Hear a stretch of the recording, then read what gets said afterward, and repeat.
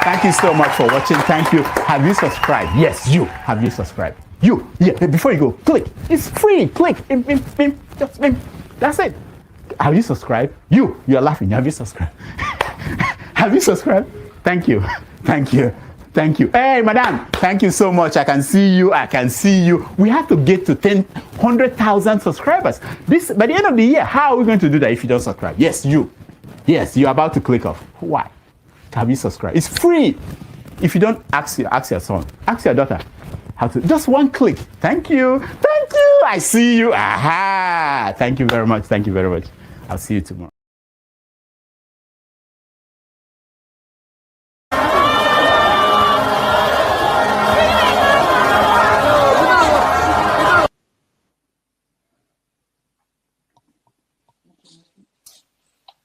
No, this rally make my blood pressure go up.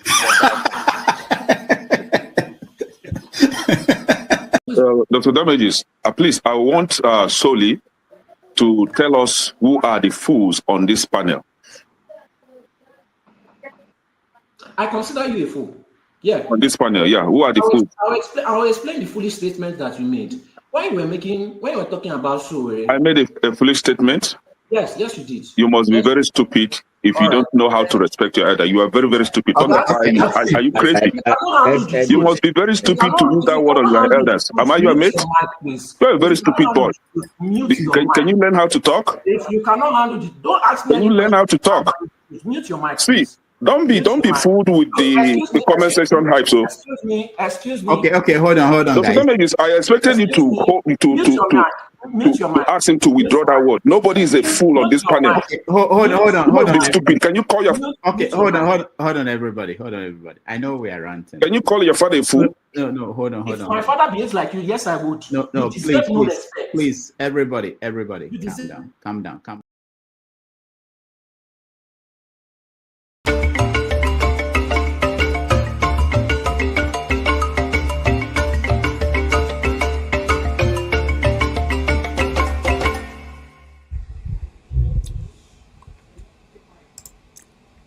Hello, ladies and gentlemen. Like they say those days by Frank Olise, boys and girls. And Frank Olise of the NTA. And he also adds, it is 9 o'clock. Do you know where your children are? Okay, you are welcome to another edition of 90 Minutes Africa. Today we're going to be examining what already been discussed, which is the presentation done by Tony Nnadi. Tony Nnadi has been on this topic or on this move or on this issue for many years, and he's somebody I must say I commend his his tenacity and his doggedness to continuously put this very interesting issue right before at the front burner of each and every one of us, and it's quite commendable. He's never tired of talking about it, even though some people will say he has been saying the same thing over and over. Yes, but repetition is the mother of remembrance. If you continuously to repeat something over and over, perhaps the people you are talking to will hear you. So that become the issue with Mr. Tony Nnadi. I respect him, and especially in Nigeria, where it's difficult to sustain a movement for so long. He has held on to that movement. He has held on to the topic. He has canvassed it in north, south, east, and west. He has a lot of people who are part of it, even though now everybody is facing belefes. He has taken this movement outside of Nigeria and has held several conferences here and there. And today he was able to distinguish himself once more in the ideals that he believed and was able to put it across. It doesn't matter how it comes across to you, whether you understand him or not, That is the man's forte. That is his belief, and he has the right to hold it. I don't fault him. On the contrary, I applaud him for how he has been able to sustain it, for how he has been able to keep to doing that same thing over and over and over without getting tired. So this evening we're going to look at again some of the issues he discussed, and I'm not just going to go ahead while I wait for my guest to say my own bit of it. You may be wondering, I don't have a video. I'm still waiting for my supporters, members of the crew, to send me one of the videos that I may want to use. But here's what I would say. Having listened to his presentation from the beginning to the end, there are areas I agree with him, and other areas I do not agree with him. So let me start from the good. He has been able to sustain this movement, making it an interesting read or watch, whether you're reading from his website or you're watching from his presentations across the world. He has been able to distinguish, been able to bring to the fore the reason or for everyone to know. I guess he was even the first person who started saying that Nigeria was already expired because we have crossed the 100 years bar, which means that every agreement entered after 100 years is totally null and void. If that be the case, and like he said, I'm not a constitutional lawyer, I'm not even a lawyer, but he is a lawyer, and so I want to believe that he knows what he's talking about. And he has made it such a household thing now that anybody who cares to follow the Nigerian political space would have come across this argument that many people have now adapted from Tony Nnadi. So I commend him for being able to bring that to the fore, making it a national narrative, and everybody is listening. And I also commend him the fact that he has a movement that had, very senior members of our society who were, part of that move. They have been able to hold it to this point. Whether they're still with him or not, that question was not answered. But what was answered was that he's still very, dug in, what the Americans would say, double down on what he believes. And he thinks that the time has come for all of us to rally around that position and make it count before 2020. He has also gone ahead to say certain individuals, the presence of Peter Obi, they know that this thing is not going to work, but they keep being in that, kind of legitimizing the illegitimate, and so making it, giving the people who are, brutalizing Nigeria the opportunity to continue to do that, since there's a resemblance of something that looks like politics. And so, yes, on that issue, he was able to distinguish himself from my own point of view. He has also been able to, say for his ability to bring in both the north, south, east, and west, the middle belt. Everyone seemed to know about this and has held many conferences around Nigeria. I wonder even how he manages to finance all that he does, but his effort, is commendable, very commendable. Now, I do not think that only one movement should be the only one looking for a solution to, for Nigeria. I do not believe that calling other movement names and talking down on their leadership means that will bring Nigeria or bring their point of view and make it become reality.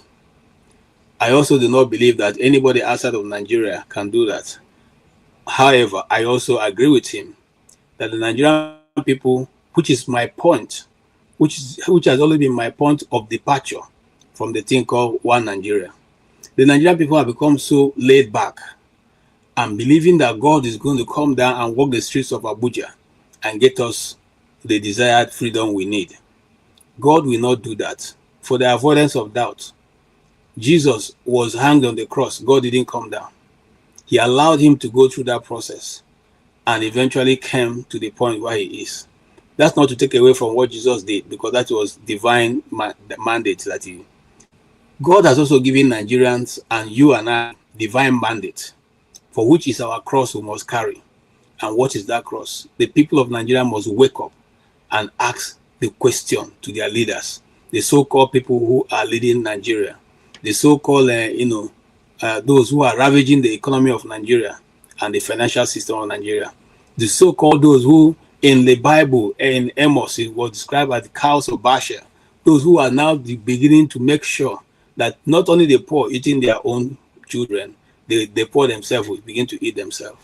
That is the situation we find ourselves.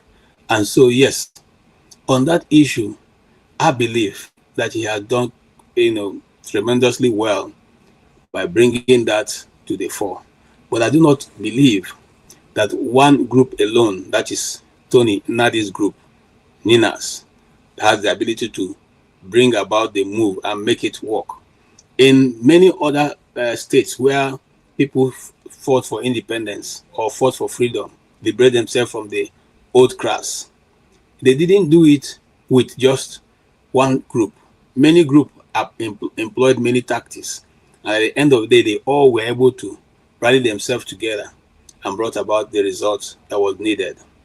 Today in Nigeria, as long as we decide to go one after the other, each group forming their own and taking their own tactics and shouting down on the rest of the people, it does not make any sense.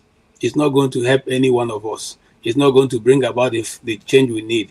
We need to find a way to come together and then harness the issue that we need to discuss, put every best foot forward, and at the end of the day, we will achieve our purpose. But if we say we are going to go it all by ourselves, one man alone, it's not going to work that way. So I don't believe in calling names, people, leaders of those other group names that will bring about the desired change that we need. Mind you, before now, there have been other movements in the past that didn't use, result we needed. Today also, he brought again to the fore some of the things that we have heard before, but we never really been able to research on it. That even people like the revered writer Chinua Achebe also talked about the issues of Nigeria to a very large extent. Nnamdi Azikiwe talked about it, and I agree with Dr. Rudolf. Many Igbos do not believe that Nnamdi Azikiwe did us a lot of good. They believe that he was, responsible for where the Igbos occupy today. Because if he didn't seek, if he didn't make certain move, maybe perhaps today every region will be on their own. But however, that these great men have done their own bit, and they've gone to be with the one who created them. What is our own bit? What are you doing? What is the Middle Belt doing? What is Northern Nigeria doing? What is Southern Nigeria doing? What is the South doing? What is the the East doing? Whatever we are doing, and it's not bringing about us to sit together and have a meaningful dialogue, we are not going to be able to make any headway. Remember, someone said here that it's not about the Constitution. No, it's all about the Constitution, because the Constitution was written with deception in mind. It wasn't written with a clear-cut thought. Because if it was written with a clear mind, how can you now not write into the Constitution a population of Christians? Christians are more in number in Nigeria than Muslims. I'm not taking away anything from the Muslims, but that is categorically clear that Christians are more in number in Nigeria than you have Muslims. So if you write a constitution that does not recognize the Christian community, that is over 50% of your population, but you're able to mention the name Muslim, the name Islam, the name Sharia for over 78 times, in all the others. How do you call that? Do you call it justice? If you are able to write into the constitution the fact that your state, if your state decides to do certain project, they cannot do that except it's done by the federal government. You have exclusive lists that cannot be touched by states. And for 50 years, we have operated that way. And you tell me that there is fairness in that? Now, some people come with that blind argument that now we have voted politicians and they are in the National Assembly. So those politicians now represent the voice of the people. And I said, no. I repeat, no. If you have that understanding, please go and share it. Because the sovereignty of Nigeria lies with the Nigerian people solely. It does not lie with any other person. What we want the National Assembly to do for us is we borrow them time. The time of borrowing does not make us legitimize us as Nigerians. Rather, we own the right in every other clime where human beings are being ruled by human beings. The people are supposed to be afraid of, government is supposed to be afraid of the people. But in our case, the worst of us all, who have been the stupid fool of the community, once you become local government chairman, he becomes the wisest of us all and does anything he wants, and the people now reverse him. This is the situation where we have found ourselves. And we must say no to such situations. We must know that the Nigerian people have the sole right of sovereignty. It cannot be taken from them. Not the National Assembly, not the president, not anybody in Nigeria. We, the Nigerian people, 230 million of us, we are the sovereign of Nigeria. That is the truth, whether you like it or not. That is the truth. Because nowadays we have learned to be telling half truth in Nigeria. And then sometimes people make reference to the American Constitution. Have you ever cared to read through the American Constitution? If you have not, please get a copy. It's less than 50 pages. Okay? But the people have done such a work that sometimes I wonder if it was the divine people that came down to write it. Because they were sincere to themselves, they were sincere to their system, and they put it in such a way that nobody can get lord it over the other. It does not matter who you are, whether you are from the small state of Delaware or you are from the large state of California. You have the same level playing ground and the same authority as any other state. That is not the case with the Nigerian Constitution. We don't even know the people that wrote the Nigerian Constitution. We don't know the people who ratified it. We don't know the people who amended it. We only know of one Professor Adudu, who was the one that was commissioned to do it. We don't even know the other fellows who did it with him. So when people come and say, but we have a constitution, and other states don't have constitutions. No, the British Constitution is because they say it is not written, doesn't mean that there's nothing written somewhere. They have pieces and pieces of journals here and there, which use. Okay, so let's not come and say it's not written. That is what we used to tell people who are in secondary school. Now we have gone beyond that point. Okay, it's not a compilation like other people in one booklet, but they have what they run their country with, and that has worked for them. And that is why places like Wales still have authority. That's why other parts of Britain still have authority together with the rest of England. I mean, the rest of the English country. So let's not deceive ourselves. It is not working. It is not working. There's no uru to the answer. Why are we afraid of amending the same constitution which we wrote? And let me say this before I bring in my brother Tony. I can say him. Listen, these lies of trying to tell us you don't understand. Whenever a discussion pushes towards discussing the sovereignty of Nigeria, some people come and say, we don't understand what you mean. Are you talking about this or that? What does restructuring mean to you? And that is one of the things that I didn't really like watching. That guy Shehu on Arise, or Channel TV. He was one of those who sold that nonsense kettle of fish to Nigerians. What do you mean by sovereignty? Don't you? I mean, what do you mean by restructuring means so many things to so many people? It doesn't mean so many things. Restructure is restructure. Doesn't mean anything to anybody. Now English and they speak. If you know Sabi and put down for Yoruba or put down for Igbo, make everybody hear. So let's not sell ourselves that lies. So restructure simply means go back to the ground. Sit down. Which do you want to restructure? Do you want the north to be north central, northeast? And we would like it to be 6 zones so that 8 people can operate and have level playing ground, irrespective of where they're coming from. The Igbos are not saying we want to be head of this thing. Hausas are not saying we want to be head of this thing. Yorubas are not saying we want to be head. We want to say let every Nigerian be Nigerian with the same equal right, okay, and representation. If you want to spend 1 kobo, let it go around. 1 kobo go around to every group. Let them do what they want to do with their own. On that note, I'll bring in my brother because at this point, I think, Mr. Tony, come in, please. Come in. Thank you. It's good to see you, Tony, and welcome. Greetings, KJ. How are you doing? I'm doing fine. I wasn't able to join. I had to go out, but I was all through listening to the discussion people had. And it was very, very interesting. I like your contribution also. Thank you. what will be your initial comments on all that? Well, it was a lot of issues by Tony Nnadi. I commend him for his struggle, even though I don't buy into quite substantially the points that he made. Yes, Nigeria is not moving the way it should. Yes, we have so many issues in the country. For me, I have said repeatedly that I have lost hope, but we are just here, suggesting ways and means that we think will bring Nigeria back to its former glory.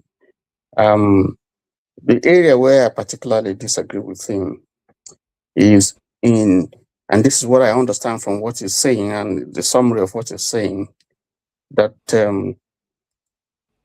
one thing that is going to transform Nigeria and perhaps solve the myriads of problems that we have is the constitution. If we can, if we have a new constitution, discard this existing constitution that we're working in, if it's ever a constitution that has been tinkered and pan-edited by, the ruling government, particularly when you go with the amendments, 2026 amendment and all the strenuous things that are added to it.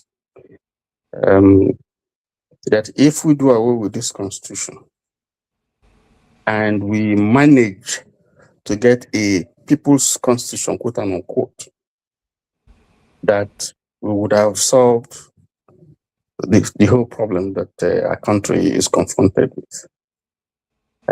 Much as I agree with the fact that there are issues, serious issues with this present constitution, I disagree that we can just entirely put the problem with our country today on the constitution. Because the constitution is a grand norm, yes. It defines a value system, the ways and means by which we govern ourselves. And the people must have input in it. But the critical question would be, how are you going to put in a system where everybody would have an input in the new people's constitution that is envisaging? Two, who are those who are going to operate the constitution? It's the same environment, the same ethnicity, the same faith, the same contradictions that we have in the system, the same value systems that we have. So the same people, the same politicians. So it's like putting a new wine in old wine skin. So it's going to be the same of the same. So my question is, are you going to manufacture people from heaven, angels from heaven, to come and run your constitution? And so I suggested that it's much more than the constitution, that we must look at leadership, because leadership is critical. So many times I talked about Singapore.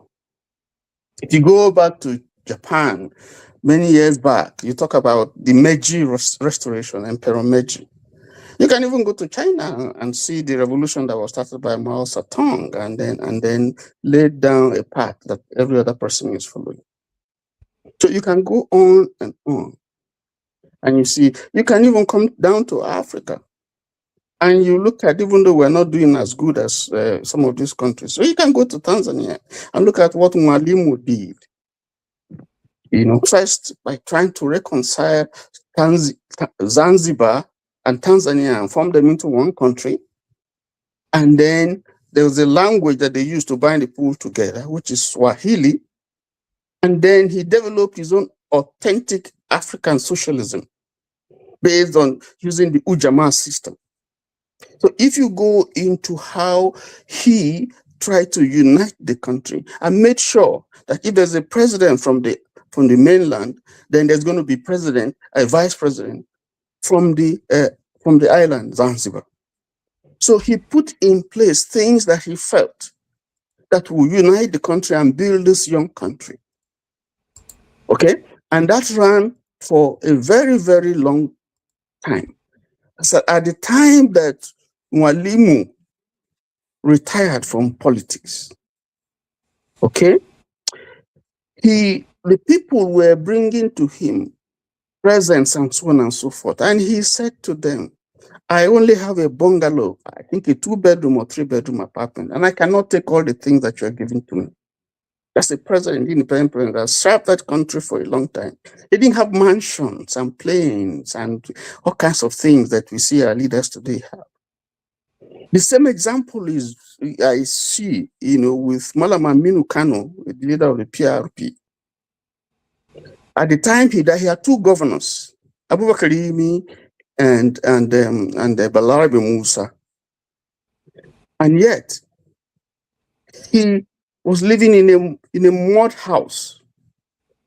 That house was eventually pulled down and rebuilt by IBB, and it became part of, I think, the Bayero University. So you can begin to name names of people who leadership that had vision and that resisted the temptation to go corrupt, to go rogue. That is what is lacking in Nigeria. And I suggest that if we have a leadership that is visionary, that leader may not take us to the promised land, but will set down the rules that we need. Rawlings did it, even though that was a different setting and bloody.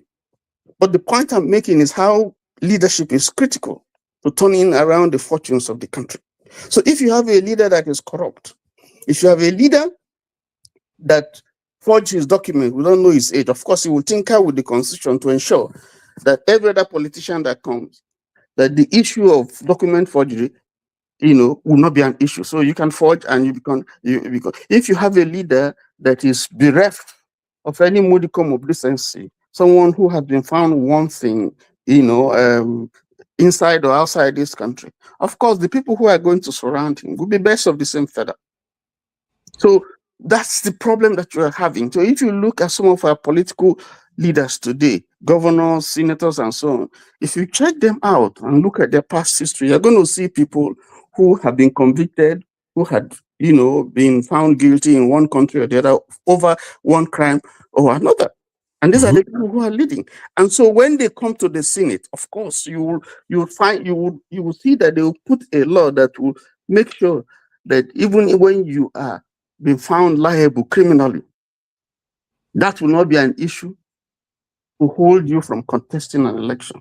So you see someone, for instance, from my state, a former governor who was sentenced, who went to jail in the UK, now wanting to run for the office of Senate. And now, where I am today, if you were found in that kind of situation, it will be difficult for you to get a job, talk less of coming to lead the people. So these are some of the contradictions that you find. And I'm saying, just to end, that leadership is critical. So if you want someone who will turn around your system, because you can have the best constitution, but if you have a criminal as your leader, it's a problem. Because the way the Nigerian president is so powerful that he can tinker with a lot of things. He can do quite a lot of things and go scot-free. So the character of your leader is important. The nature of the person that you have, his value systems, his life, and so on and so forth, is important. And those who are around him, because like a magnet that will attract, so if is someone who doesn't have integrity, then the kind of people that is going to attract won't be people who have integrity. Of course, will be like minds, best of the same feather.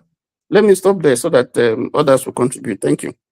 Okay, thank you so much, Tony. And I appreciate what you said, Vic, because it leaves a lot of questions than answers when, just like someone said in the comment section, what was going on. I'll come back to you, and just like I'll come back to you later. But think about it. He said the Constitution, if you have to judge how much percentage of the Constitution is a problem.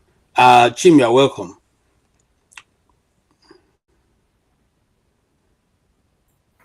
All right, thank you, KJ. Yes.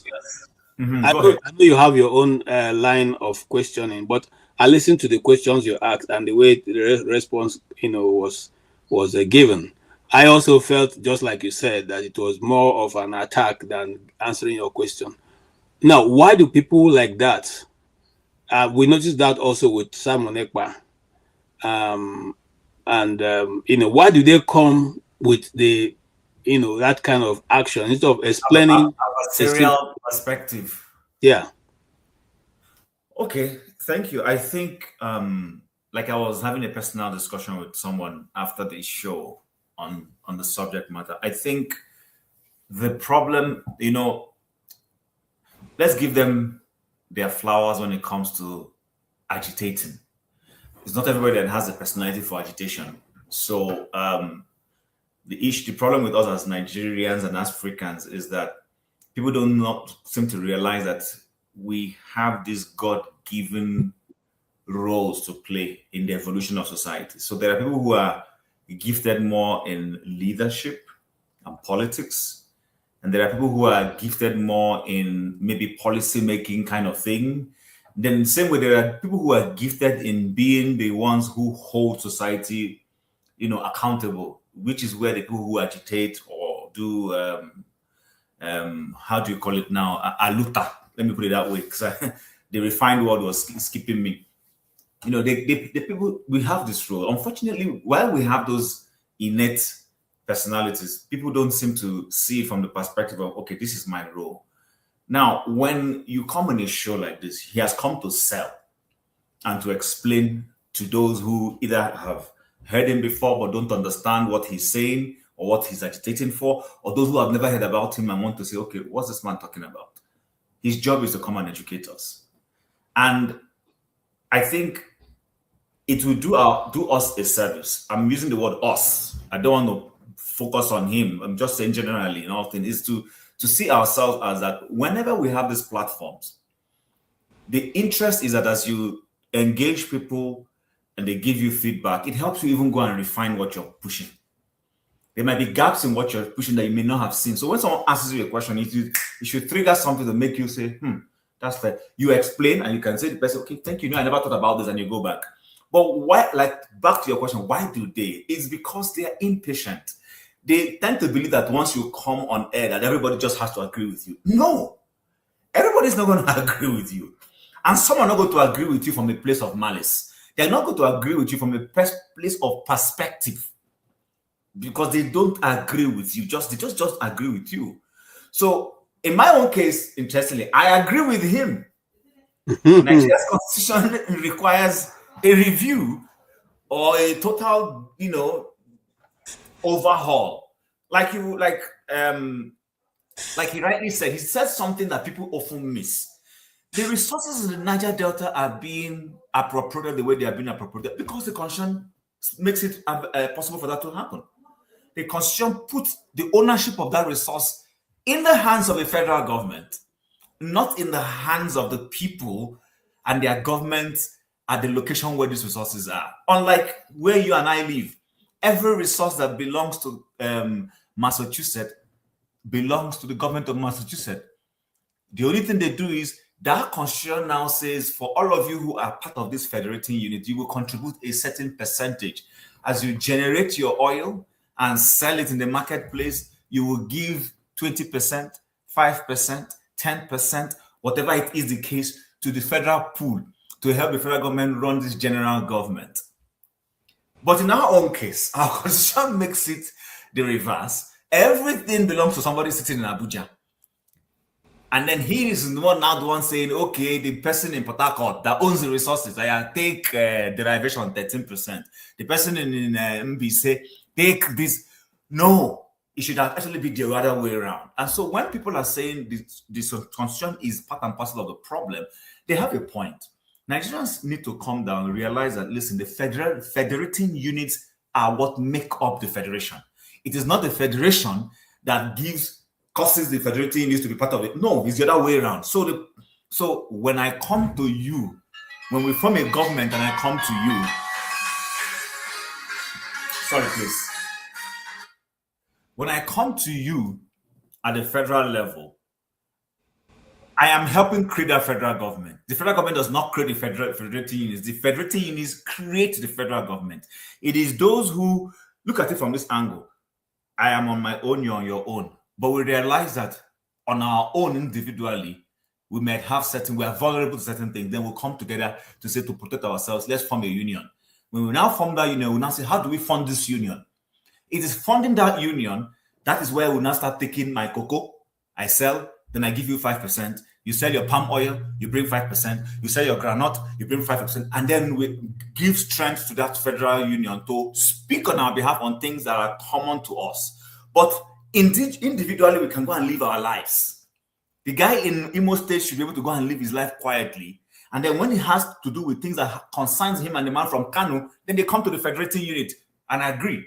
But that's not the way we're running our federal system. And so that is part of why I say for them, they are supposed to take their time, explain these things in a better way, not in an adversarial way. Because when you explain this in an adversarial way, you rub on people on the wrong way, and you put people off. They don't want to hear you. They feel, what are you talking about? So I think he needs to be a bit patient.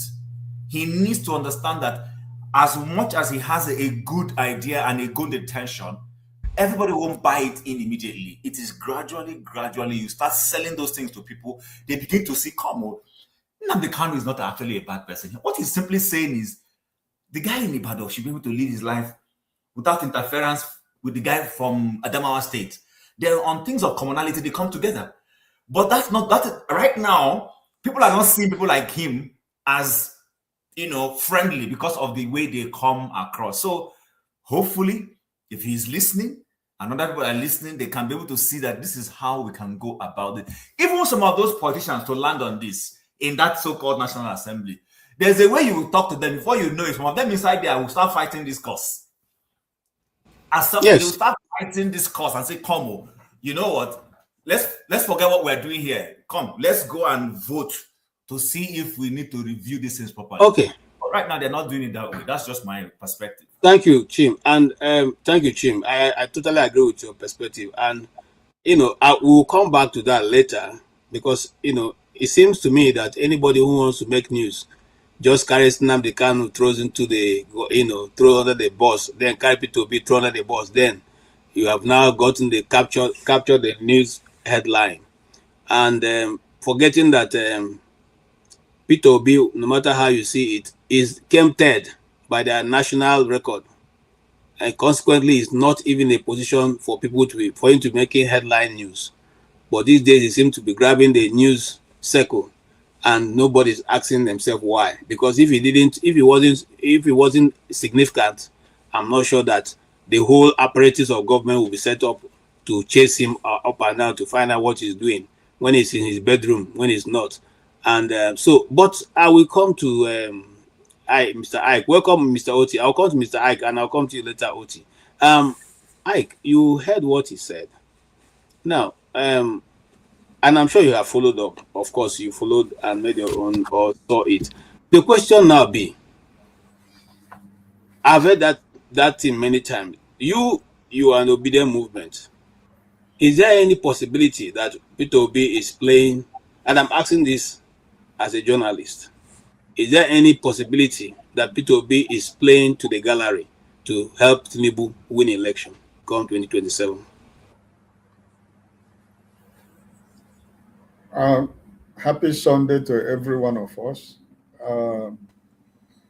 As a journalist, KJ, I think I should leave that for the journalist to make that judgment, right? You said something before I joined, before you hand me over the microphone. You did say that the federal government man their apparatus, even when watching when Mr. Peter Obi goes to use the bathroom. They want to know when he goes to the bathroom, So it was the same story that was said in 2023. It was 4 people that were tweeting in a room, And at the end of the day, every one of us saw what happened up to today. not even all of us here who are sitting down here, really know who won the election. Nobody has told us what happened the glitch, what caused the glitch. And the man who is in Asorok is trying to complete 4 years when we don't know actually how many votes did he got to become what he is today. So it is what it is. Anybody who think that Mr. Peter Obi is playing to the gallery, let's watch and see what happens in 2027. I said something yesterday. Anybody who thinks Mr. Peter Obi is just playing to the gallery, I believe that the person probably do not understand the politics of Nigeria today.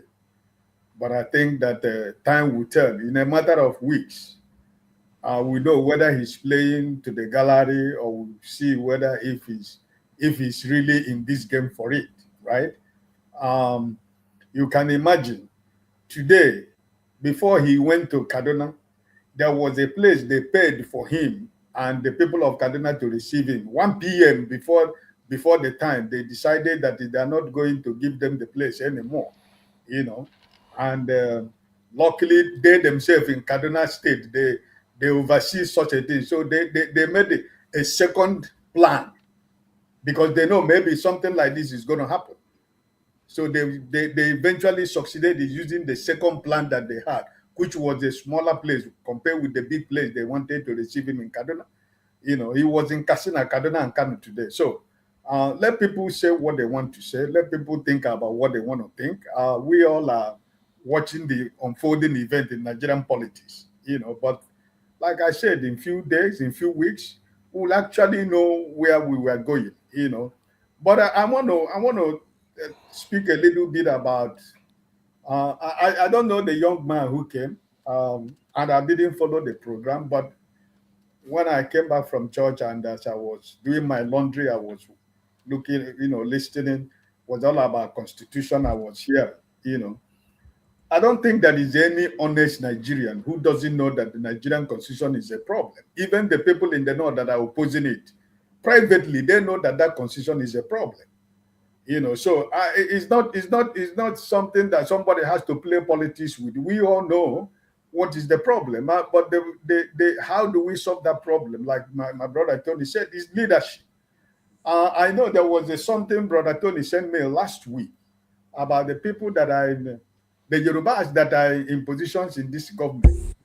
You will come to conclusion that this is a Yoruba nation government. You know, so where is the federal character? So if the leadership of a country is faulty, those things that we need to be changed is not going to be possible. But the best soul of Yaradua resting continued to rest in perfect peace. He was a young man who wanted a better Nigeria for everybody, you know, but he couldn't live to fulfill whatever he wanted to do for Nigeria. I mean, if he is the only person who accepted that the election that brought him to office was faulty, and he was ready to do everything possible that such a thing did not, happen again, So the Constitution, we all know, is a problem, but the leadership is the problem.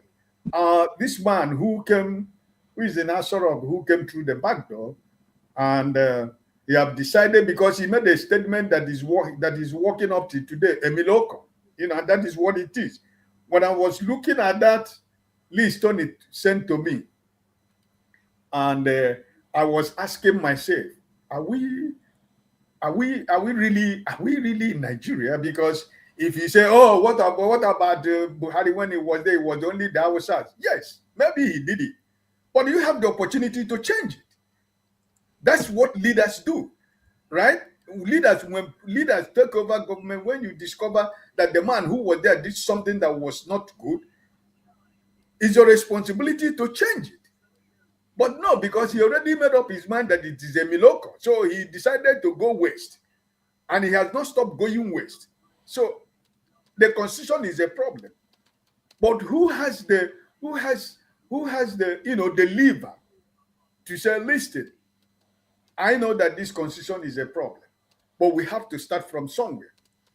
My brother Chin was talking about the resources of the regions, that decisions are made in Abuja. If this man who is there, if he really meant well for Nigeria, I think there are a few things that he would have done that would have endeared him to Nigerians. Issue of this, resources, and the issue of trying to, where is the federal character? It's not there. That's what I'm saying. So, I don't know, Mr. My brother, the young man who came. I don't follow him, but I personally, I know that Nigerian constitution is a problem. But until such a time we have a leader who would decide to say, listen, this constitution was not written by Nigerians and we have to do something with this constitution. Nigerians themselves have to decide what kind of constitution that they have. Until such a time we shall get such kind of a leader. I'm praying that it be on my lifetime, because who knows tomorrow. But I pray that it will be, while I'm still alive, that a leader will say that we have to revisit Nigerian constitution and see where we have to make an amendment to it so that Nigerians will have a sense of belonging. But I want to end like this. There are so many ways to cure the problem of Nigerian constitution. For example, 2023 was one of the greatest opportunity for Nigeria to heal and to overcome the constitution. But PDP decided to destroy that effort by themselves. And every one of us are paying the price of what PDP did. Because if PDP have zoned the presidential ticket to the Southeast, where we are today is not where we are supposed to be.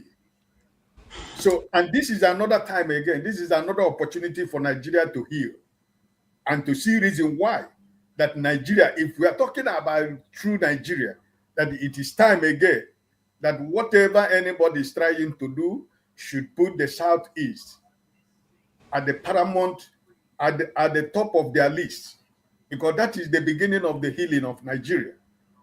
Because most of those people who you see or who go to Asorok to take the crumbs from the table, they are not representing you and me. They are there for their own pocket. Today we have city boys. We don't have city boys in the West. There is no city boys in the North. There is no city boys in South. It's only in the Southeast we have city boys. Don't you know why we have the city boys?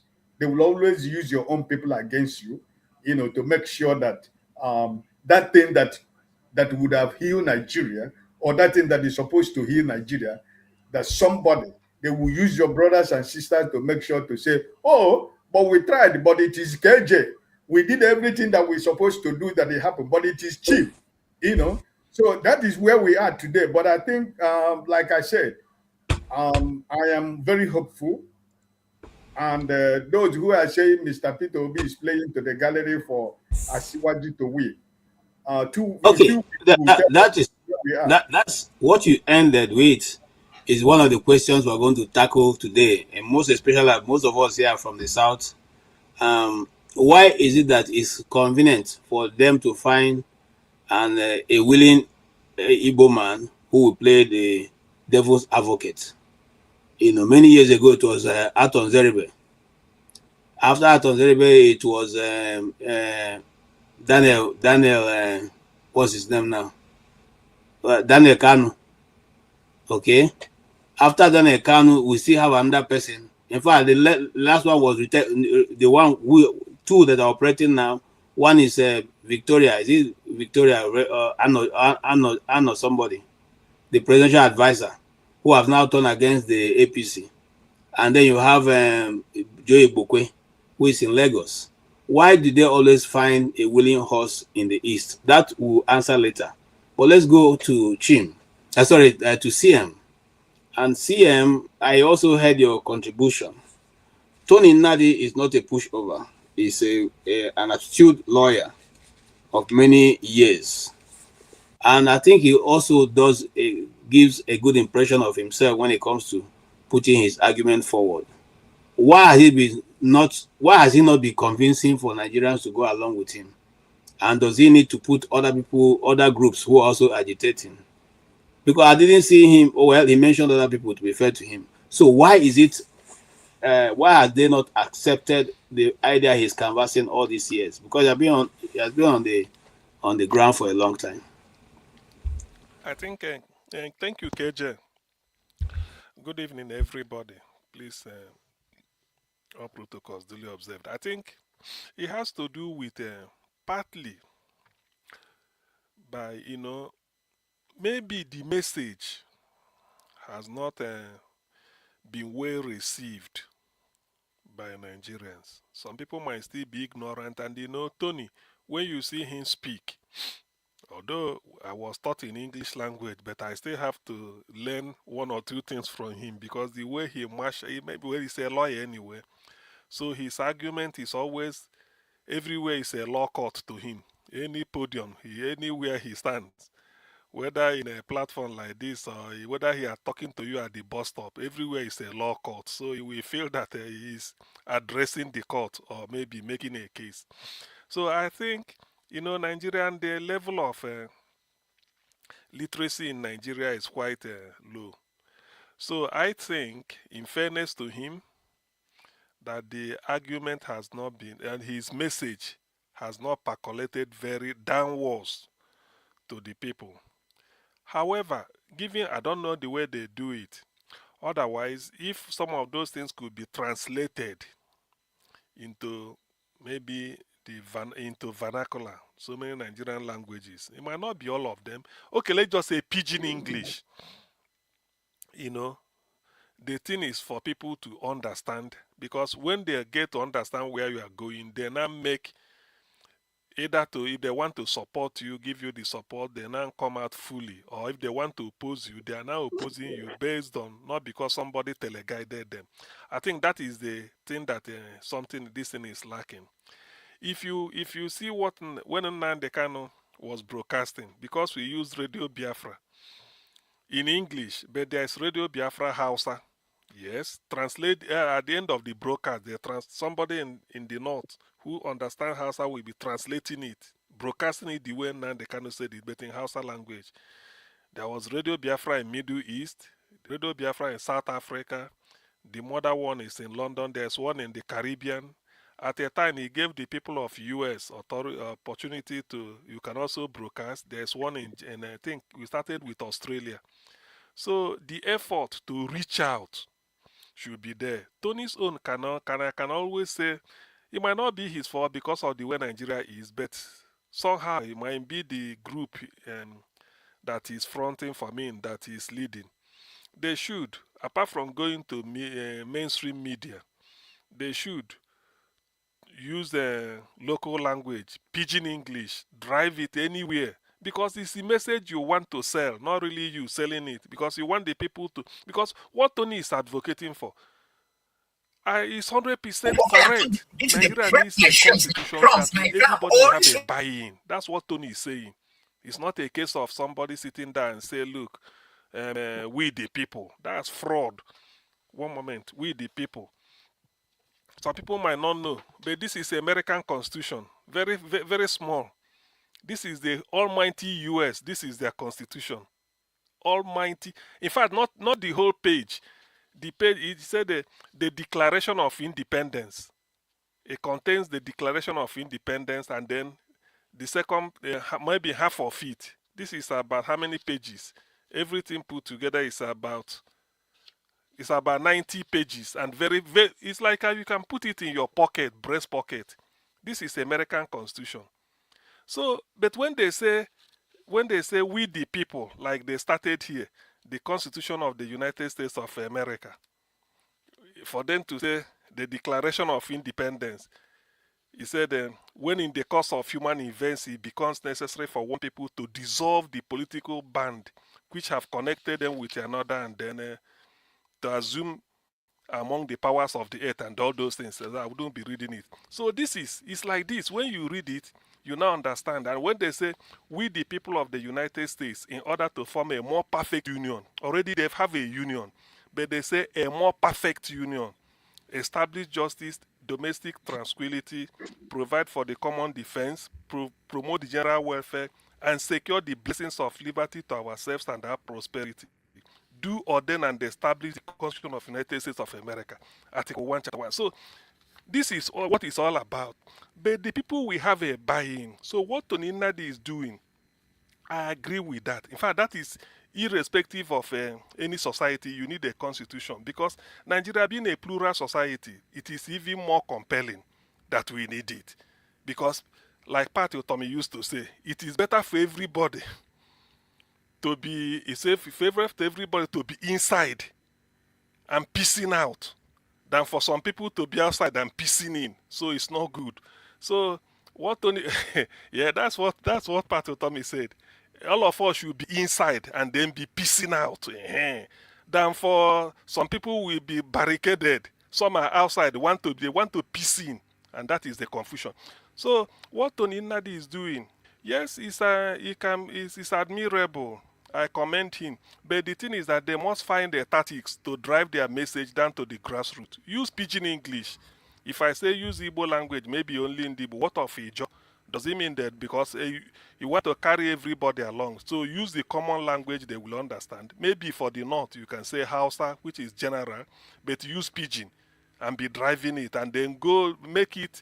Don't sort of make it as if everybody will come to the level of you being a lawyer to understand. No. Don't bamboozle people with so much grammar. Put it simple and then tell them this is what you want. Because if they have the buy-in, then the membership will swell and then you'll achieve what you want. So that is what I can advise Tony. And then, but on principle, what he's fighting, what the idea he's promoting, to me, I can't fault it. I can't. Unless maybe I cannot fault it. I mean, Okay. telling people to have a constitution, come and say what you want, and then a founding document that will bind everybody together. It's not a bad idea at all. Thank you. All right, brilliant. Thank you so much. And fortunately for all, we have a lawyer in our midst, and I'm coming to you to OT. I see my sister Ife Okpobolo and my brother of the first order, Pansap. I greet you all. Let me go to Mr. Oti, who, fortunately for us, is a lawyer. And I'll come to you in this way. By the way, Mr. Oti, break down for us, what is force majeure? Every time that he starts talking about it, calls majeure more than 10 times in that presentation. And then that's one. Two, do you have a buy-in on the idea he's trying to push forward? And if no, hello, why? Good evening, everyone. If you have a new hairstyle, quite admirable. Right. Okay. Oti, good evening, everyone. You are supposed to be a pope. What does it stop? Does it stop me from? I mean, paying a compliment. Right. Okay. Yeah. First major. Okay. Well, in contract, when you have an agreement, a contract is something that is legally enforceable. In other words, it has force of law. And if you're a party, you can, if your counterparty, does something in breach of the agreement, you can go to court to enforce your right. That is, the basic contractual understanding. But something can happen, that makes it impossible for either of the parties to fulfill their own part of the bargain. It's normally, you can say, it's an act of God. There was something that is makes it impossible.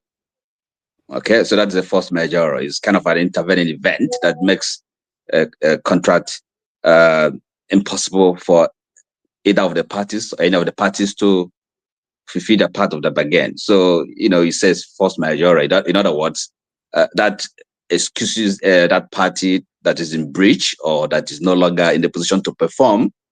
It excuses that party from liability. So that's what it means. For example, a typical example, this war now, a war, Kuwait,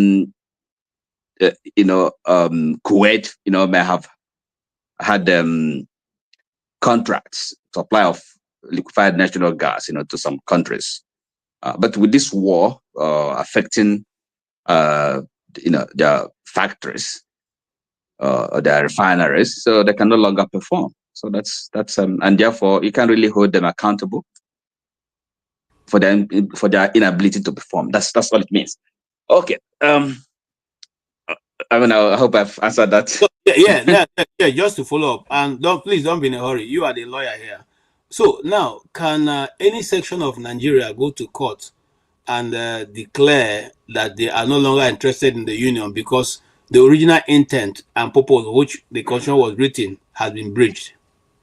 Since the constitution was written in accordance with 1963, and it was supposed to be regions. Now the government have said not to make it regions. They've gone from regions to states. Have made everything. Can I now, as a citizen of Abia State, decide to go to court and say government or this constitution presently as is constituted is against my interest, and consequently I want to be out of that contraption?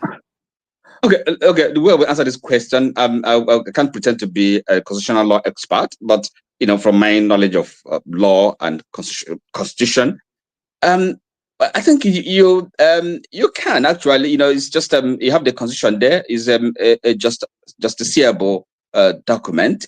A constitution is also something like a contract, basic law. You can go to the court, the Supreme Court, any federating state, a state, because you talked about a section. I don't think our constitution recognizes what you call sections, but rather states. The states are it's like the constituent parts of the federation. So I believe any state can go, or perhaps a citizen, really, because you're forgetting that is amended. That's why anytime they code the constitution, they will say as amended.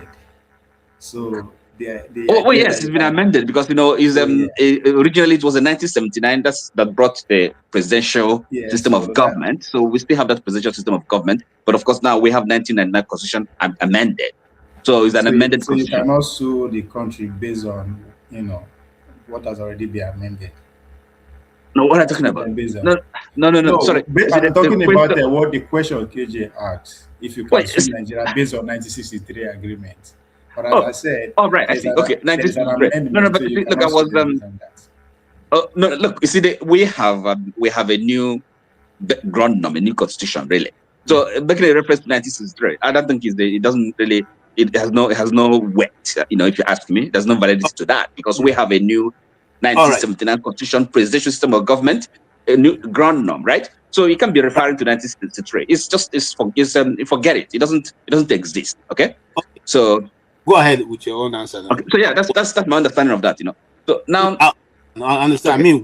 What you wanted to say earlier. Sorry, say again. You had a comment you wanted to make before I asked you those questions. So. No, yes, it was kind of because you also asked a question about Tony. My take on that. Right. So it's not going to be a kind of a legal analysis or anything, but rather let's just look at it from the human angle. Now, you may have a good argument, a good case. Okay, let's start even with when you're a trader, a manufacturer, a producer, you produce a product, good quality, product with good quality, but you may be unable to sell it for a variety of reasons. Okay, so Tony, yes, I've listened to him, understand what he's saying. For one thing, it may be too abstract. It may be kind of like too intellectual.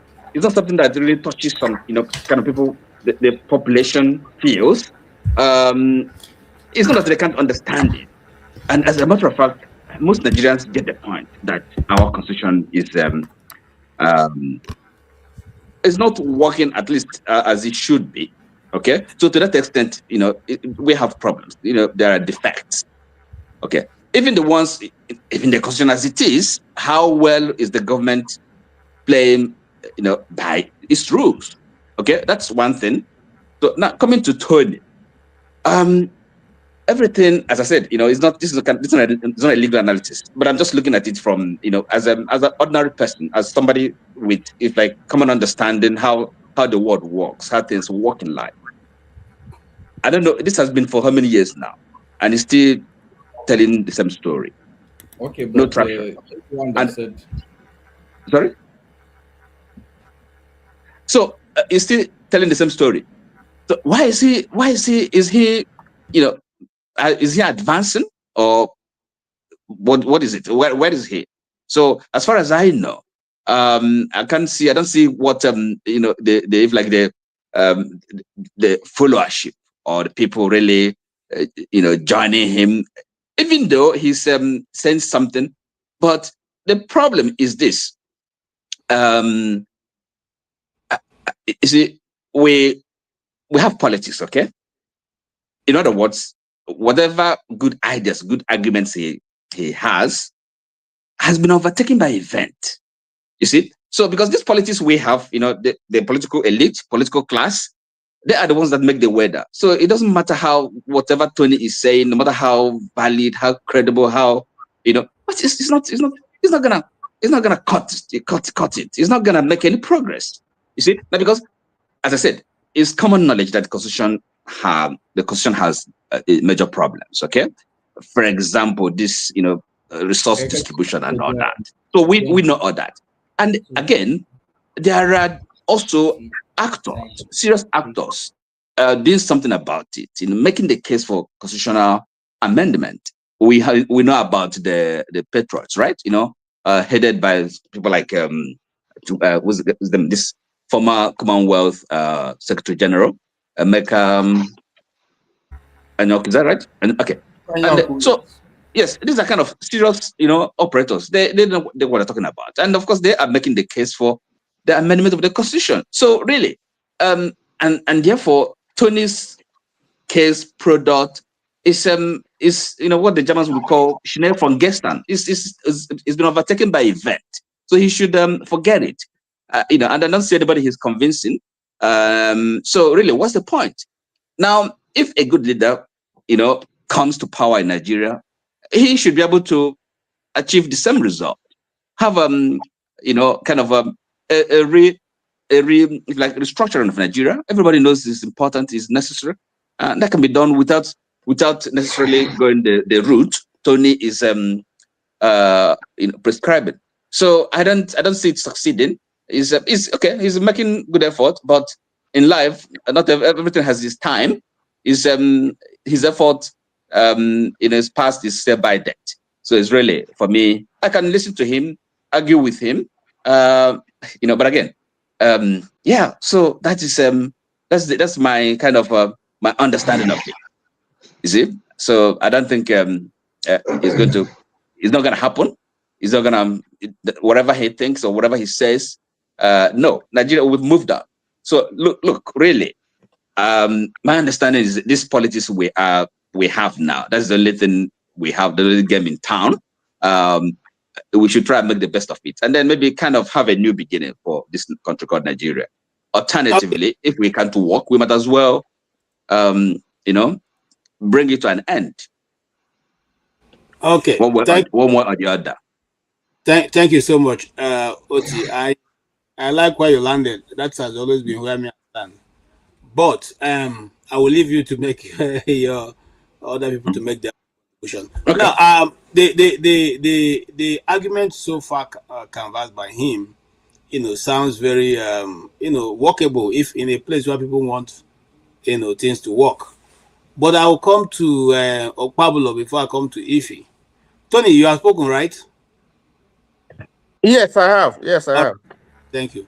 Yeah, Mr. Okpabolo, listen. I listened to Tony. In fact, for the first time, I wore a headset to just listen to him because I was in a different meeting. And I like what he puts forward, because what makes this world not be good is people not even thinking. Doesn't matter how good the idea is or how foolish it is, but at least think.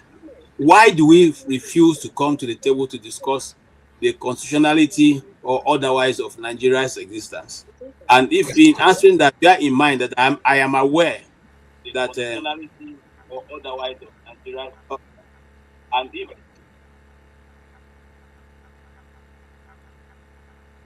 okay.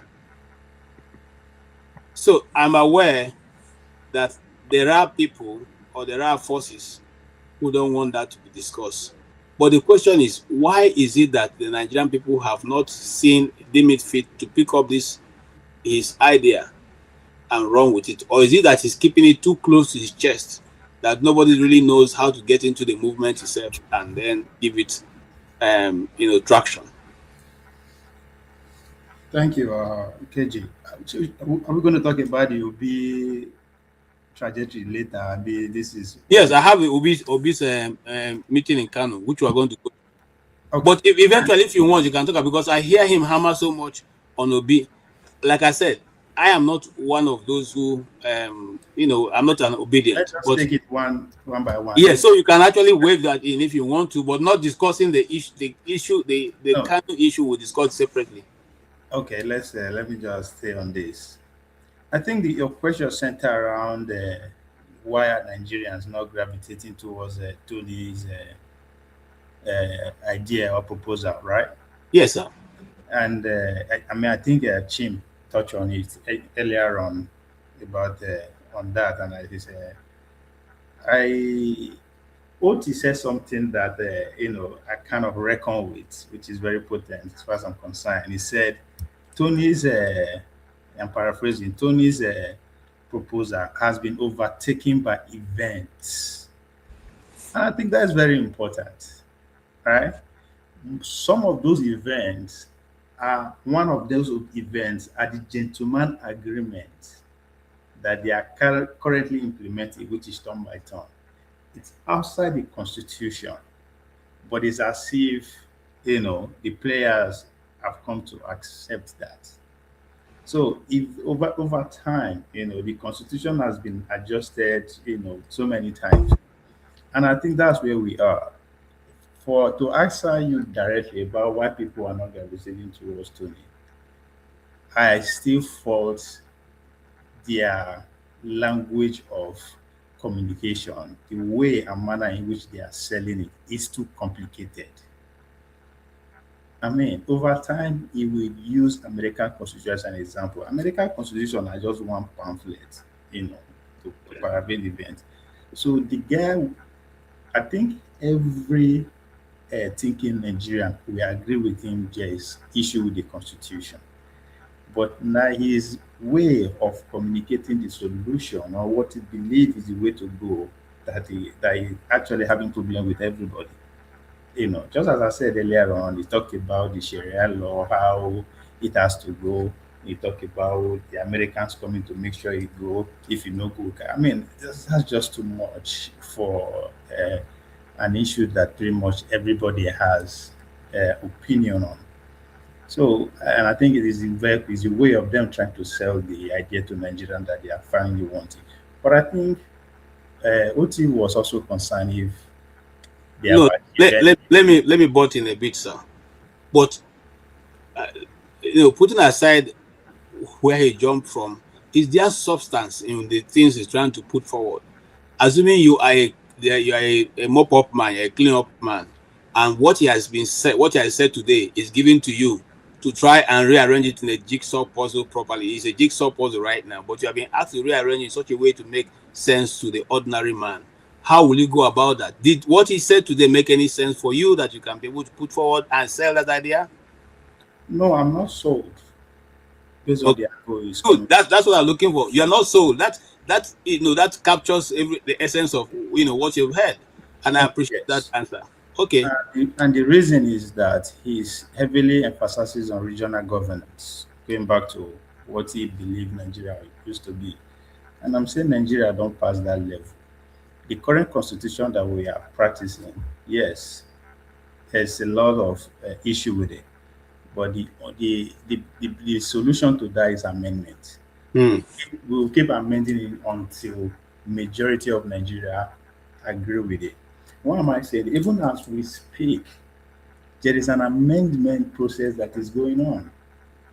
Right? That's why most of the time, even as with the vest rich, nobody they pay attention. These people they do something. There is an amendment going on. I call it an elite revolution because what they are trying to do is to create more states. Right? So they understand that their cycle is growing big. So there's a need to accommodate some before it get out of hand. To me, that is the underlying idea behind it, creating more state, bring state, police, and all that. With that, necessary, how the state will take care of another. For me, what I think we should do is to take the constitution as we have it to the next level. What is the next level? It is what we always refer to as that of America, right? For me, America and each state come together, create the center, right? Somebody was trying to make that argument. Unfortunately, they are merged at the center. They are now allowed the center to be creating state. That's fine. For me, the next level is to give states at least 85 to 90% autonomy, right? And most people, when they try to say this idea, they are selling the other way around, resource control, right?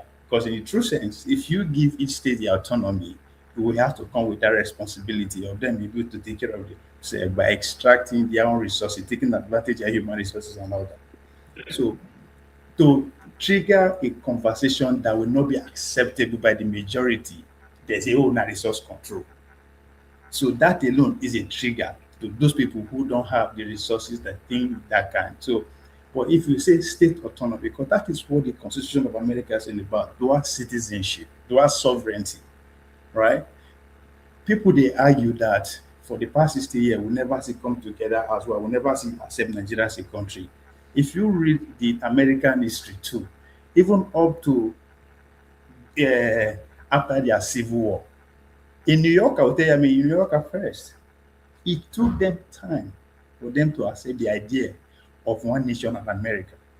So what am I trying to say? We will need to develop the power to the state. Let every state have enormous control of their existence. Me, we come from village first also. My survival is within my environment first. My loyalty is to my family first. Second, my community. Then I stay before the federal government. So what I need to survive, food, shelter, healthcare, education. I don't have to be looking up to Abuja. No. In fact, even looking up to Benin said is something that I have to fight for. I should be able to fend within myself, within that local government. And I am making this argument because those who are making argument for regional government, Nigeria was less than 100 million as at that time, meaning that each region is less than 5 million or 20 million. Today, we are 150. I can argue that there's a region today that will gladly boast of 5 to 10 million or more. So what is going to happen in the next 40, 50 years? There will be a region that will up to 50 million people. Then they will begin shouting, their regional leader, it has too much power. Because that is the whole point of this constitutional argument, that the center is too powerful. So that's why I always argue us that we are selfish. We don't try to, we are implement policy that only us will benefit.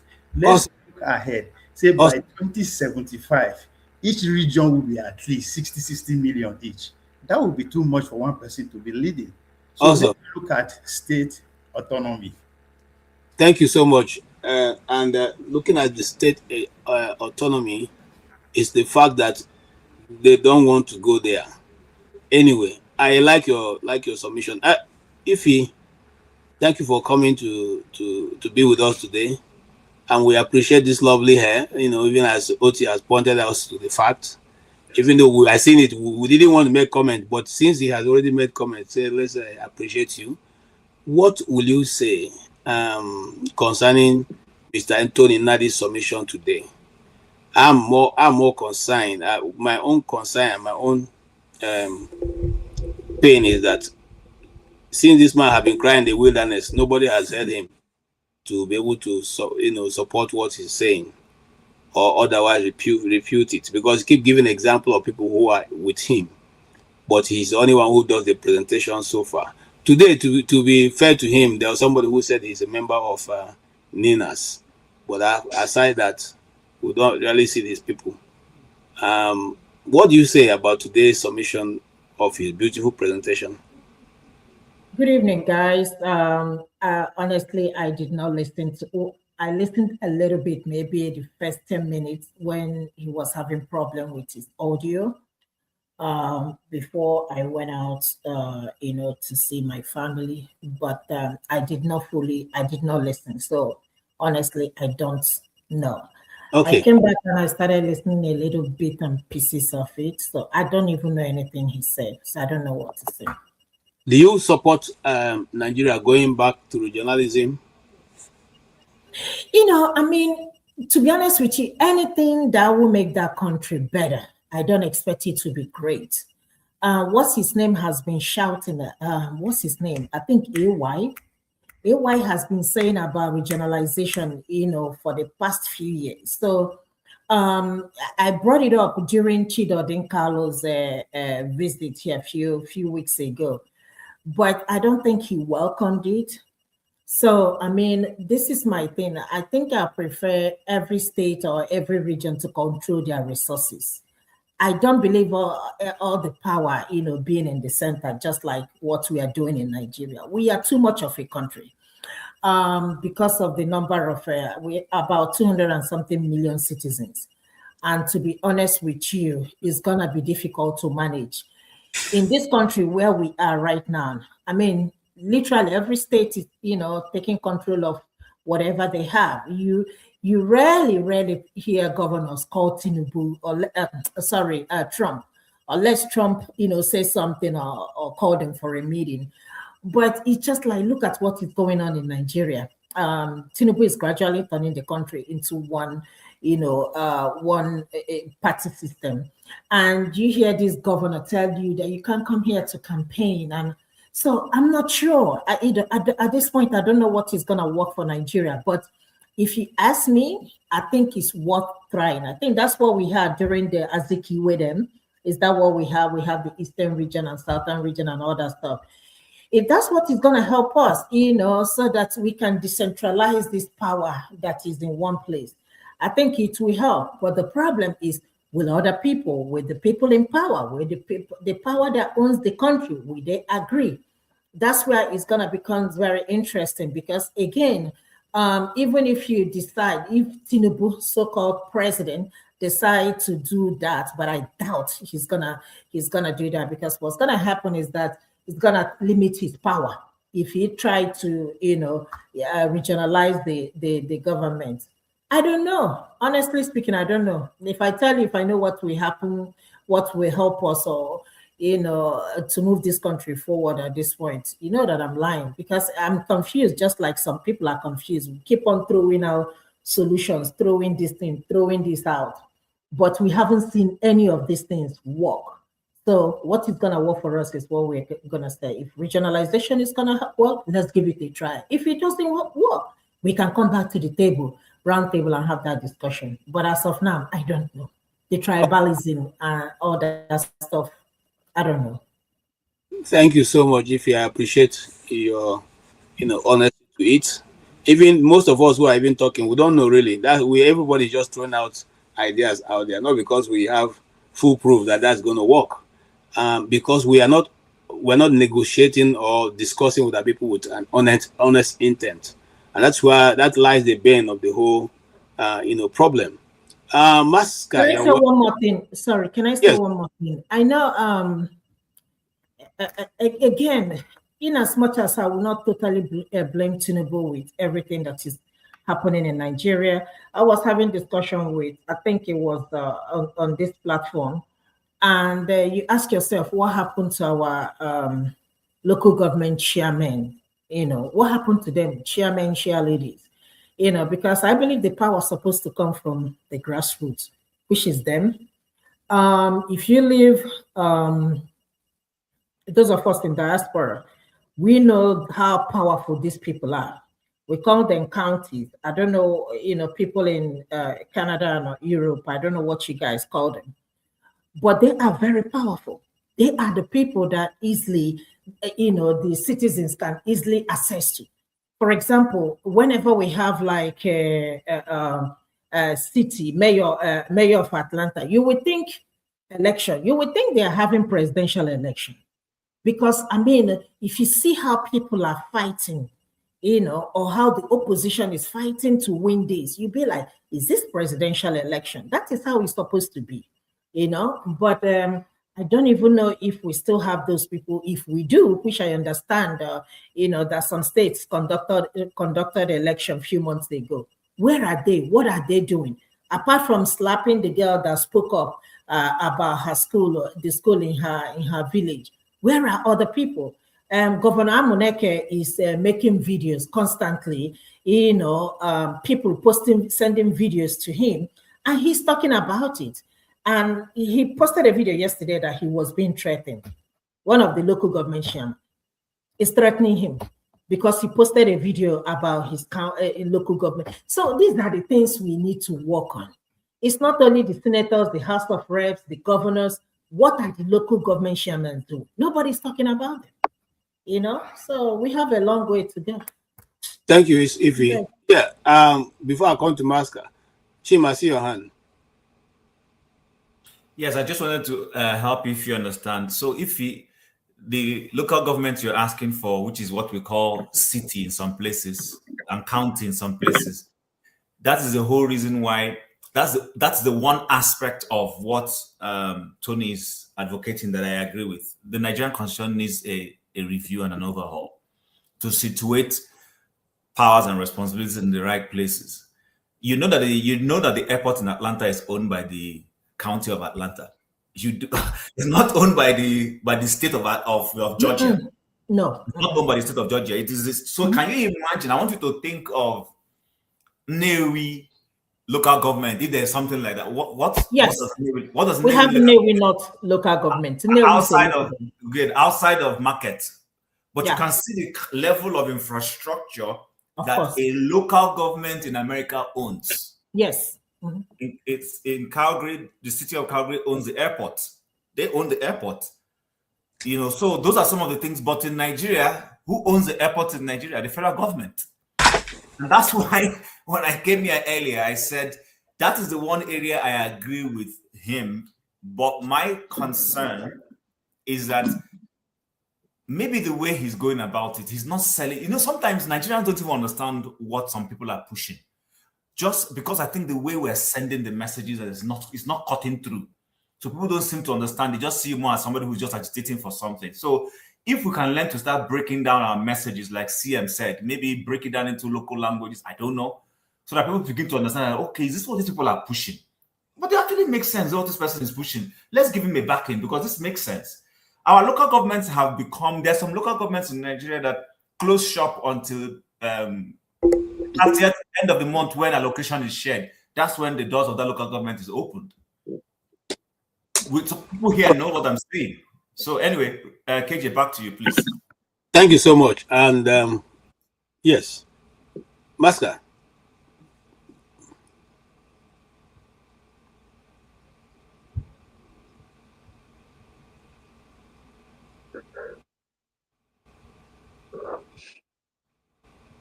Yeah. All right. Sorry, I was trying to unmute myself. Good evening, everybody. I will try and be like other person, but it's difficult to be able to say good afternoon, good morning, also depending on where you are listening to. But I will try. We are bound to constantly improve. All right. Thank you, KJ. So I will start by saying that. On tonight's show, I didn't listen to Tony Nnadi,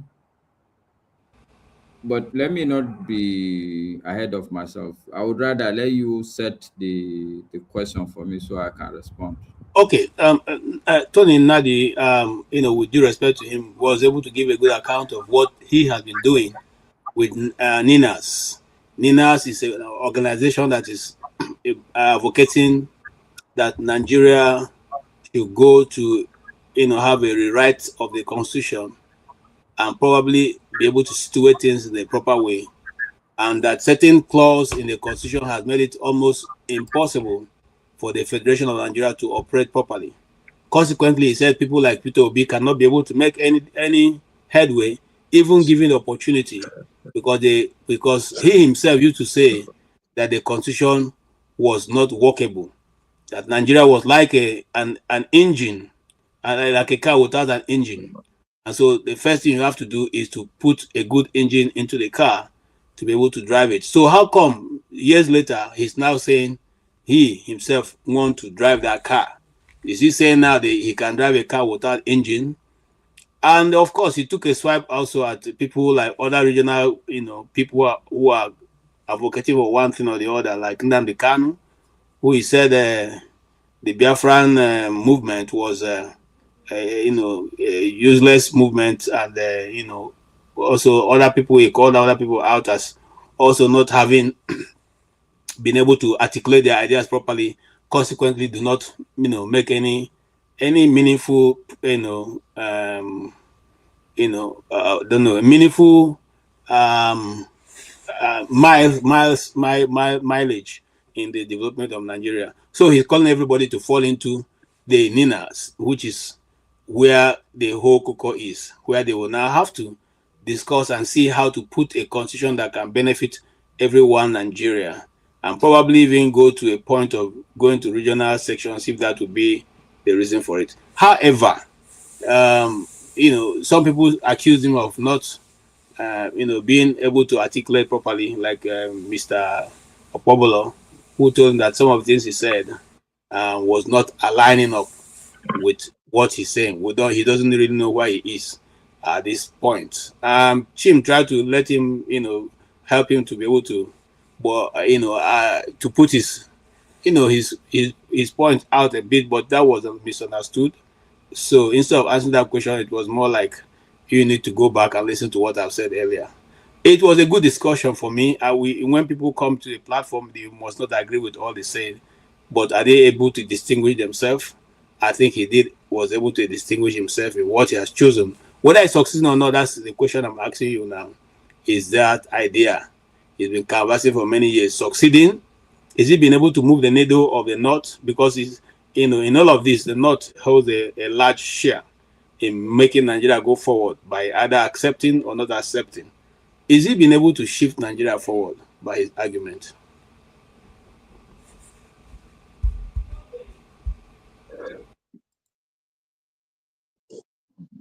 All right, thank you, KG.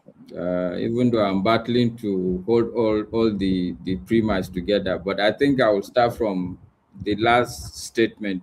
Is he able to hold? I would say, is he able to hold his argument together? Let me put it that way. Let me assume that in the end is the bottom line of your question.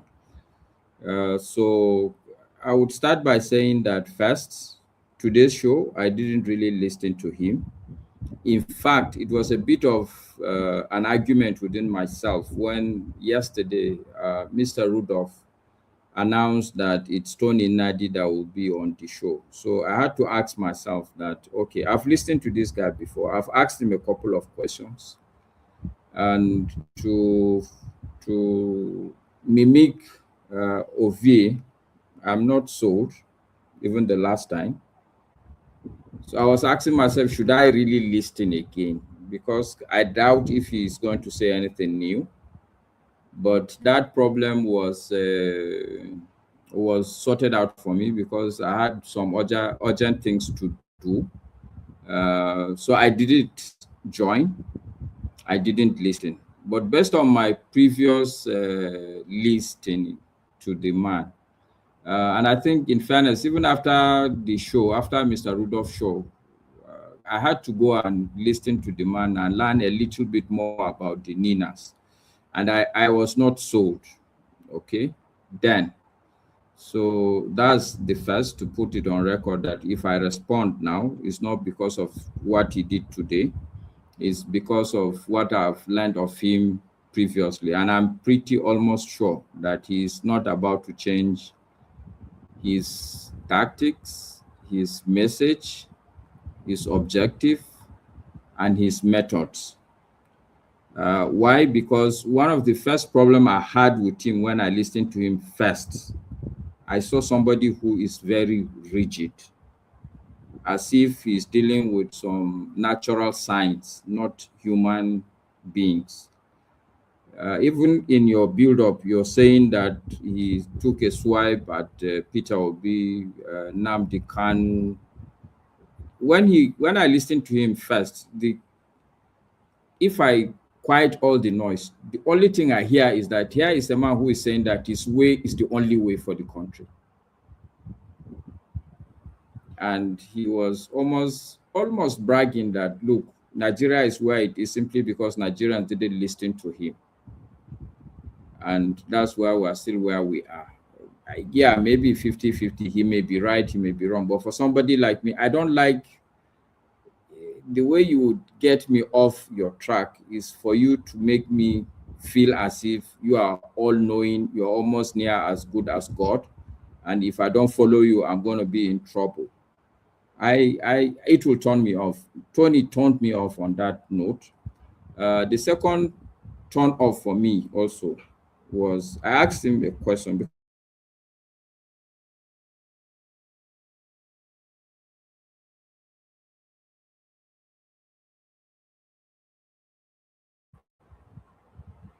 Can you hear me? Back now, you were off for a while. Okay, go ahead. KJ, can you hear me? We can hear you now. Go ahead.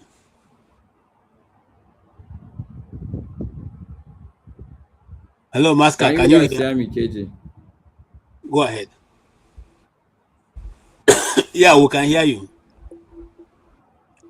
We can hear you. Master, we can hear you. Okay.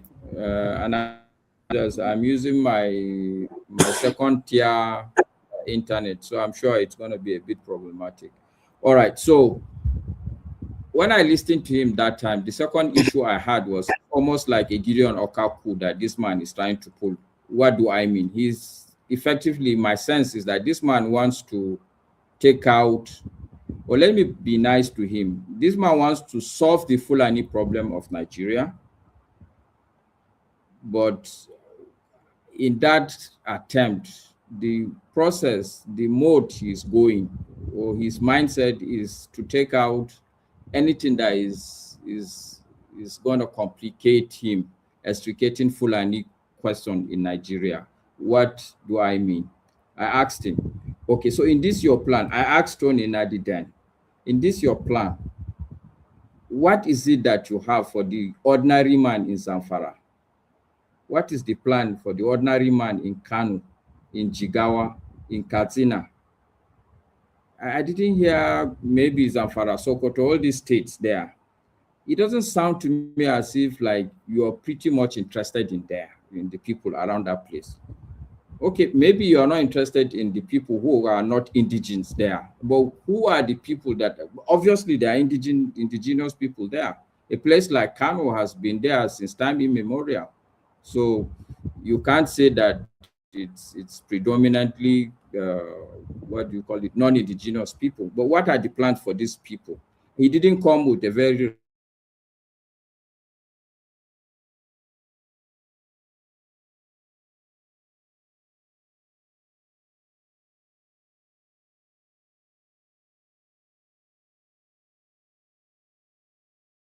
Can you guys hear me?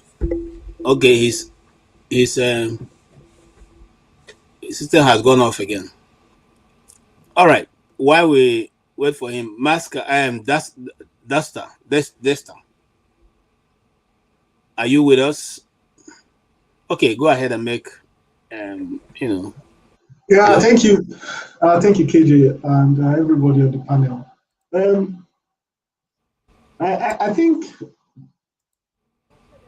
I think it's a little bit disingenuous when you have somebody who has put in a lot of work, into something, into an idea, and we just come and throw it away. I mean, many of us here just come and throw it away we have not done anything. And I think also if something is not really, the idea of democracy is that even if somebody is saying something that really I cannot fathom, it doesn't mean I dismiss it. Maybe Tony Nnadi is living generations ahead of us. So many of us, we are so constrained to what we know in the present that we cannot actually see beyond it. Or is it that Tony Nnadi is living behind? But at least the man is trying to provide a solution. And I think one of the things we should do is to interrogate it and, because not like, at least the man is trying to provide a solution. Many people here are not providing a solution. They just want status quo. Status quo has not worked.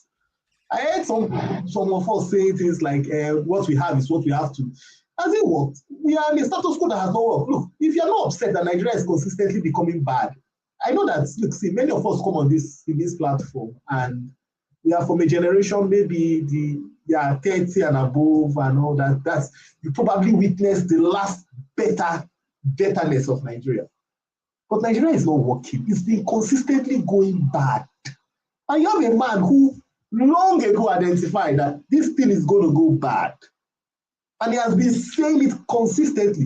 You see, until an idea pops that's become successful, many people speak against it. That's the truth. Until an idea becomes a success, many people will say, oh, no, it can't happen. No, even technologies that,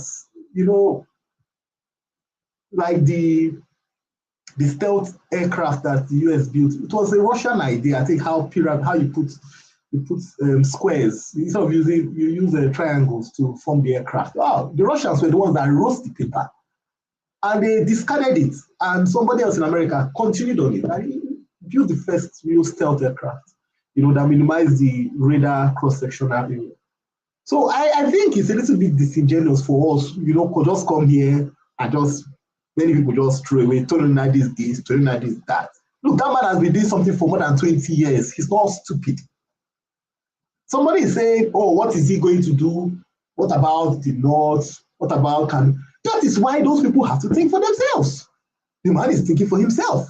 You see, we must get to a society. I think that's where the problem is. And one of the reasons why maybe what he's saying can't really, we want to impose the American model on Nigeria. Maybe the reason why it can't work is that the educational level of people in Nigeria is still very, very low. So you go to places whereby you have a community of maybe 5 million people and only maybe a couple of hundreds of people are enlightened. So decision-making becomes very difficult.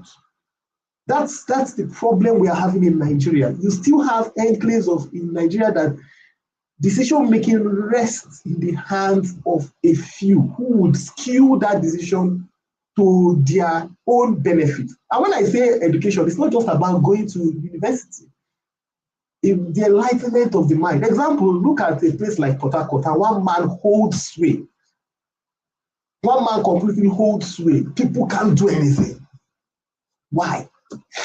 The people are not enlightened. The man comes out, the same man that has looted your resources, comes out and says, I'm doing a rally. You people still come out to come and troop out to sing his praises. These are the problems we have.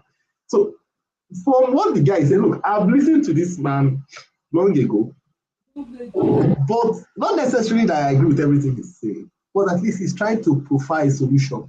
I think it's a little bit not good when we come here and we just throw away what he's saying, and for whatever reason, for whatever biases, but we are not providing anything that is working. Anybody that comes here and says we should continue what the way we are going, they are not helping us.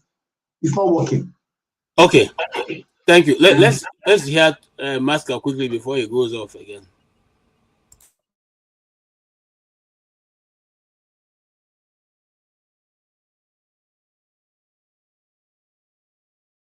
It's not. Can I say something right quick? Again, I'm not taking a shot at anybody, but this issue of, I don't like, let me choose my words carefully. Okay, let me say it the way it is. This is one of the problems that we have in Nigeria, because particular regions feels that they are more important than the other region. You can never hear any Southerner or any Easterner, say, what are you going to do for these people or these people? I don't like it. If you guys want us to be one Nigeria, what affects the North should affect the South, should affect the East, and should affect everybody. I don't want it to, because that's the way some people, make it feel when they come. It's just their region. Some of the Easterners do that in terms of marginalization. I know where they're coming from. But I don't like this idea. What can you do for us? No tribe is better than the other, and no region is better than the other. And I think this is one of the biggest problems that we continuously fight in our country called Nigeria. If we don't stop that mentality or remove that mentality from our head, we are not going to go nowhere. And that's why I consistently say, if you get to this point, let everybody go their own way so that you can, focus on your region. But whenever we come here to talk about Nigeria, let us focus on Nigeria as a country, as one, instead of making it, what are you going to do for somebody in Kano, or what are you going to do for somebody in Kaduna? I don't think that's a good idea. Okay, thank you so much, Ife. Ife saying it's not a good idea for you to always think about your region. And that question always comes up every now and then, that yes, our region, what are you going to do for our region? The North will not accept this. We will resist this. You cannot do that. You cannot do that. You can't do this. You can't do that. The question now be, when you keep saying that, are you saying it because you want to build a region, you are building a nation of equals, or you are building a nation where only you people can determine what happens to the rest of us? If all of us take that same position, will there ever be a nation that all can build and say we are proud of? That's the question. And that's the answer that we all need to debate. So, looking at this point right now, I would like us to one day sit down here with those experts, because I see a lot of experts in American politics, and we discuss the American Constitution, how it was formed, the wordings in the Constitution, vis-a-vis the Nigerian Constitution, and what is said in it. Let us see, compare and contrast what is working in America and what is working in Nigeria, and what is not working in America and what is not working in Nigeria. Perhaps that will give us a more inclination into what is good, and if that good is working for the Ganda, or it's just the Ganda alone that is suffering it in Nigeria. If we're able to determine that, it may go a long way to help us be able to build a nation. If we really are truly interested in building a nation, as it is, I'm not even sure that that's what we want to do. But that's my opinion, and I'm not forcing it on anyone. Dexter, you can go ahead and complete your thoughts so I can move on. Sorry, Dexter, I think I interrupted you. I'm so sorry. Yeah. I mean, give me 1 minute, please.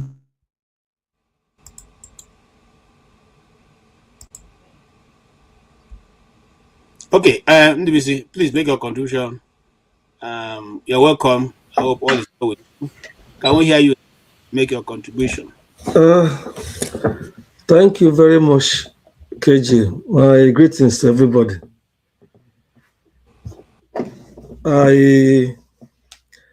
I've been following Tony Nnadi's position for some years now. And he is consistent on what he's saying. What he's simply saying is that we need to renegotiate our union because of the myriad of problems we are facing. Yes, I know many times he emphasizes on what the Fulani hegemony have done to the country. And Ndubisi, give me just, I beg your indulgence. Let Maska, who have been coming off our own, be able to make his contribution, because we don't know his network will be on. Go ahead, Maska. All right, thank you, KG. My apology. I know it's very inconveniencing for the listeners and the fellow panelists, but of course, such is life. One has to be realistic. As they used to say, not every day is Christmas, So please bear with me. All right. So, like I was saying, that the first problem I had with him, as this is a personal thing, it's nothing to do with the man. I'm just saying that this was my take of the messaging, that it was too rigid. It looks like the bottom line is that his way is the only way, is the only solution. I don't normally like that generally. So when he came across like that, it turned me off. The second issue I had was very clearly, I came away with a one-sided conclusion, a one-sided solution that I actually had to ask him, so that it will not be that I was biased. I had to ask him that, look, from my take of what you have been saying, it doesn't look like a certain number of ordinary people who I believe truly for any intention and purpose, they are actually Nigerians. They are indigenous Nigerians, and they are ordinary people, they are suffering. But I don't hear any plan for them in your speech. For example, the ordinary man in Zamfara, in Sokoto, in Kanu, in say maybe Jigawa or Katsina State. And his response was that, okay, well, look, these people, if they are really interested, they should go and do what they have to do. And for me, that is not a very responsible position to take for a leader, for an emancipator. Because if you are an emancipator, you have to have the basic understanding that across the divide, there are people suffering. You can't say, oh, because these are not my people, or this is the only area I have. I know that people are suffering here, but I don't care. It's not fine. For somebody like me, it will not sit with me. And I'm not saying this because I'm a northerner. There is nothing Tony Nnadi will do for me. I've almost lived my full life in the present Nigeria. Okay, yes, I would want my kids to have a better life, but the truth also is that I would have to stand on principle. You cannot just be a one-sided person and I'm okay with you. If, for instance, Tony Nnadi was proposing solution for North, for Mid-Belt, and the Igbo people, and he ostracized the ordinary Yoruba people, I will also not stand with him, for instance. So that didn't sit well with me. But the real issue I had with the whole plan for him was that the whole wheelbarrow, when I looked at it, the whole of Tony Nnadi's wheelbarrow, the fulcrum is United States of America. That's the fulcrum upon which that wheelbarrow ultimately rests.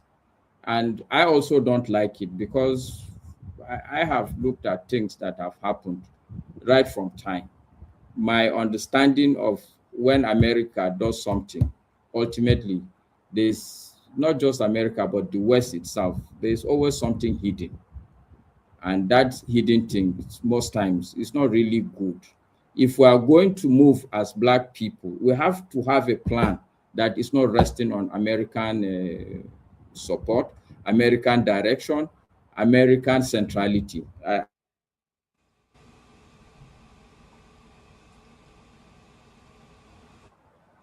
All right. And if you can hear me, KJ, I will stop here. I think that would suffice for me at this point. Thank you so much. All right. I have Chief Pansa behind the stage, and you know, a well number of other people. So if anybody is willing to speak and leave, let me know so that I can. You know, if you can go with this your head, please be there for us. More, we'll look your picture. Make people take and they come our program. I beg. KJ, put me back stage so Pansa can come in. All right. Thank you so much. Please be backstage so that you can respond to Pansa when he finishes. You can also mute Mr. Alan if he's not on seat right now. Okay. Thank you so much. Thank you so much, Jim. I didn't say that earlier. All right. This I'm bringing you back, so I can complete. And then we can move to a new topic. Looking for. I was speaking before you asked me to stop, so that you continue and finish. Huh? Continue and finish. Okay. So from the summary of what Mr. Nnadi said, which has always been his position, I think what he was saying is that Nigeria, as presently constituted, is not working, and the country needs to be renegotiated. And I'm sure many of us here have the same view. Some people, like the patriots and others, have shared that view. Even the man in power now, he said it again today, that the man in power has this same view, but because he's in power now, he has forgotten that. I want to correct something from what Matsa said. I don't think he excluded any group in Nigeria. What he's actually saying is that all the ethnic nationalities in Nigeria, including the Fulanis, everybody should come to the table so that we negotiate, so that we can renegotiate Nigeria for equity for everybody. And if that renegotiation means that there will be a different kind of system of government, so be it. But it says that as it is now, it's not working. We can see the greatest danger we are all facing now, this whole-scale massacre going on across the land. And it is not being tackled properly because some people who feel they have stake, who feel they own the country, they are not moving fast to stop this thing.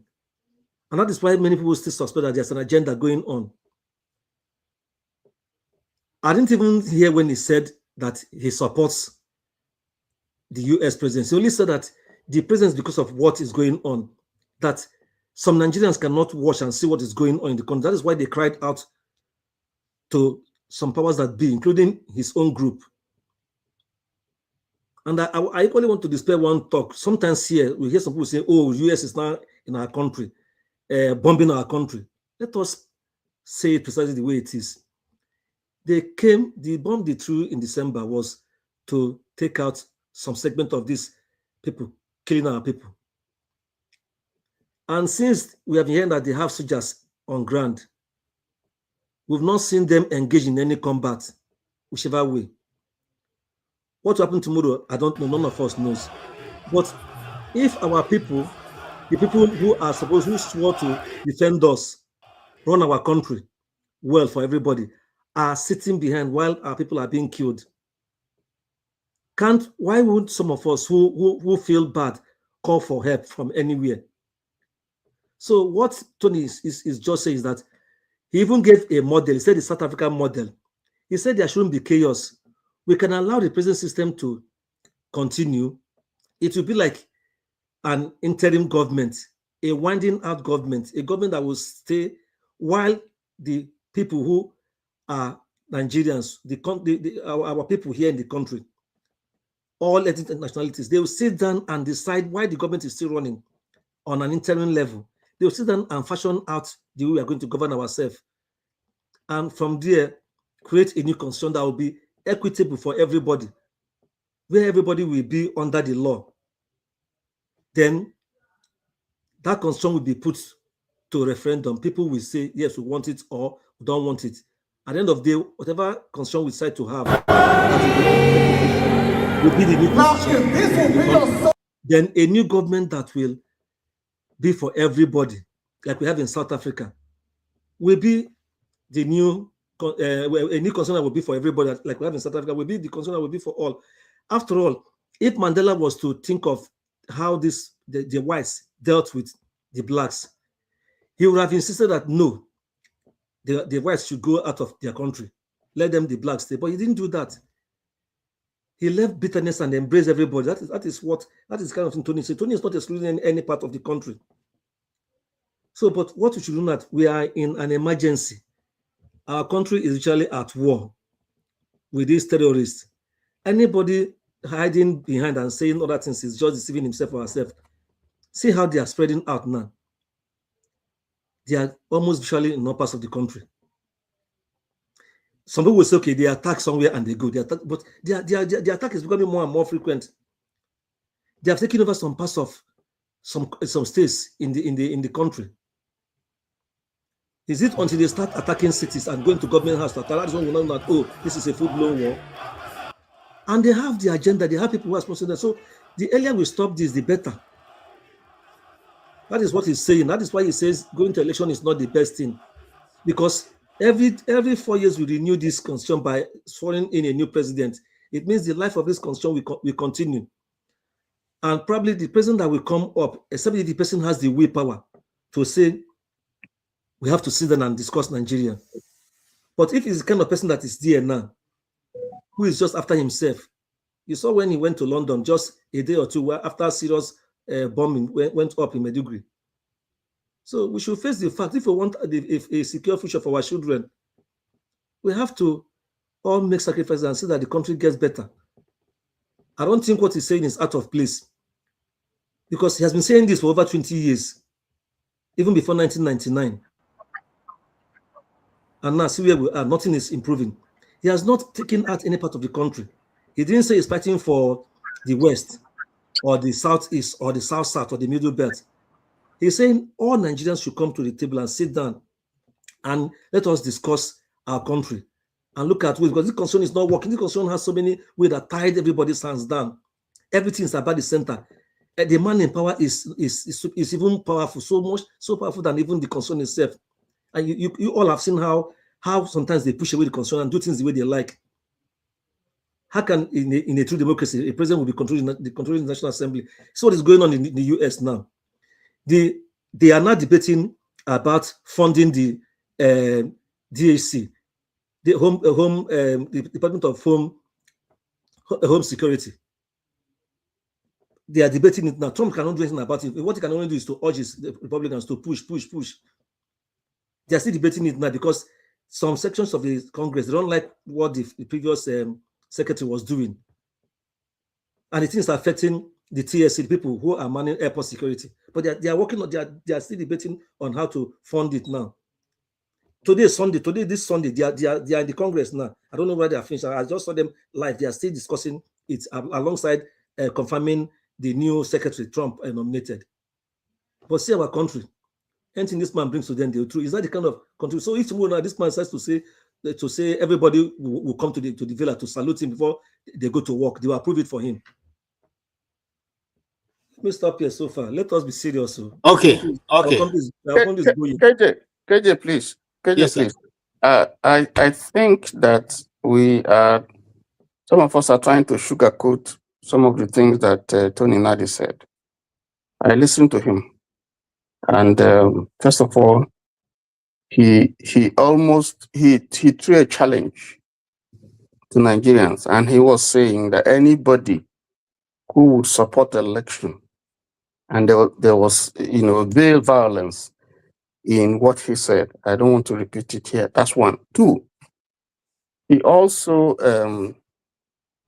said, and this is clearly, nothing will work, that the solution lies in total, not even review. He didn't say review. We have to discard this constitution and go for another one. And until we do that, there should be no election. And anybody who tries to vote for these people, to vote for anybody or to campaign, that person should be dealt with. He also said, he gave the impression, and I think Maska was right, that the only people should feel free. In fact, there's like, you have to get into Ninas as a solution to solving Nigeria's problem. So yes, he talked about the various challenges that we have in the country, which is true. But at least let us please be factual, because we saw the video, we heard what he said, and we should not sugarcoat anything. Thank you. Thank you so much. Can I respond briefly to that, please? Okay. Brother Tony, briefly. I know, Brother Tony, he's your namesake. Yes, sometimes when he speaks, he talks that way, but he's not a violent man. I didn't hear him say that those who are going for election, those who want to go for election, let them go, and maybe they will be dealt with or whatever, the way he put it. He didn't threaten anybody. He only said that going to that election is like renewing that we are trying to renew our damnation, because we have seen over the years, since he said he said 7 election cycles. See where we are. Our country keeps depreciating. We are not saying that tomorrow, if a good man comes in, he will not want to make a serious change, knowing what we know now, and we know some of the good men who some of us are looking at. We know that. No. I'm not sure you listen quite to him. There were no good men for him. No, there's no good men. I'm saying on my own. I'm saying on my own. Yeah, I know. For him, that's what you think. And then there are people who listen. Let them say whether there wasn't a veil threat in his statement today. People who listen, let them comment. That is the way. Shim is here. Shim has listened to him in the past. He has appeared on this show. This is like his second time of appearing here. I'm sure Dr. Damasis will give him. The show was not. There was network issue going on. I'm sure he will willing to appear again. I don't think he's a violent man. He has been on this for a long time. So these political players you see in Nigeria now, he has been in the same table with them on this issue. Okay, let's move. Can I interject, KJ? Okay, 1 minute. I think you made a point. Really, we shouldn't overflog this.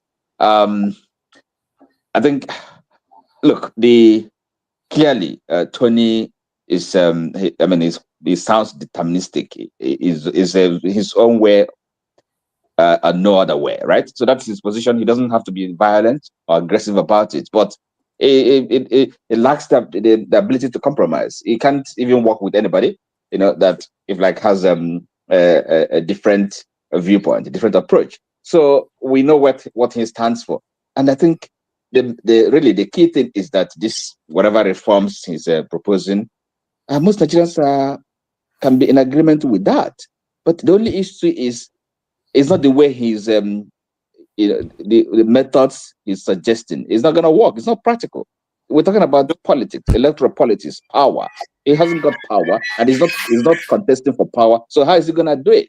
So it's just like one man, kind of crying in the wilderness. So it's a waste of time. He can. So I think we should just move on. He has done his bit. Okay. So now it's politics. Okay. That's really what we should be discussing. All right, let's move on. Thank you so much for that. Yes, I think we have exhausted this, except somebody has something very important to say. If not, we'll move on. Mr. Tony Nnadi has been on this for a long time, and I appreciate his consistency. But you see, consistency sometimes only carves for you a niche for history. It doesn't really achieve your purpose. So we have seen very dark men. Very dark men are always going to be out there, but at the end of it, they are this thing. It may just be ants in the street. I don't mean any harm to very dark man. I'm just using him as telling Dr. Tony Nnadi that he needs to galvanize more with the opposition, because no one person alone can be able to do it. Peter Obi is bad. Shore is bad. Nnamdi Kanu is bad. Igbohun is bad. This person is bad. This person is bad. Okay, now will angels come down and work with you? Are you going to bring angels from heaven?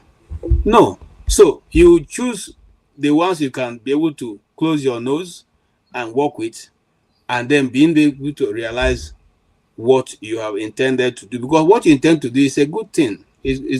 Because I'm afraid for my grandchildren.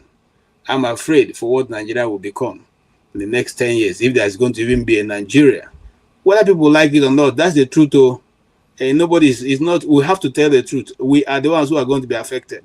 So if you like, let's think it's politics anybody's playing. It's not.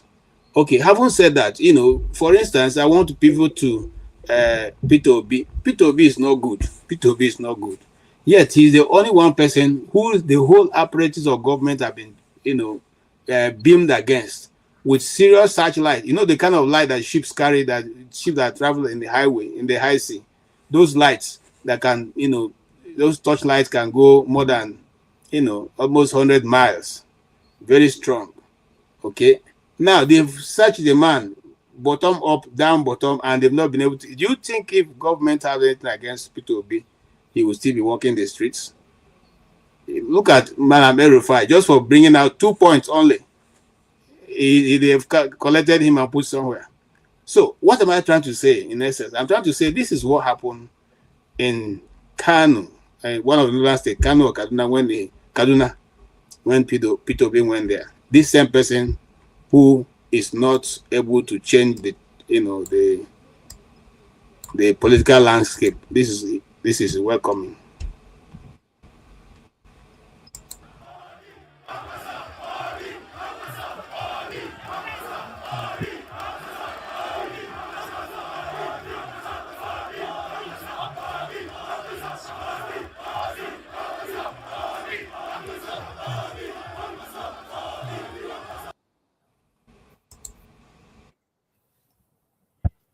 This is AI, Jaws. AI.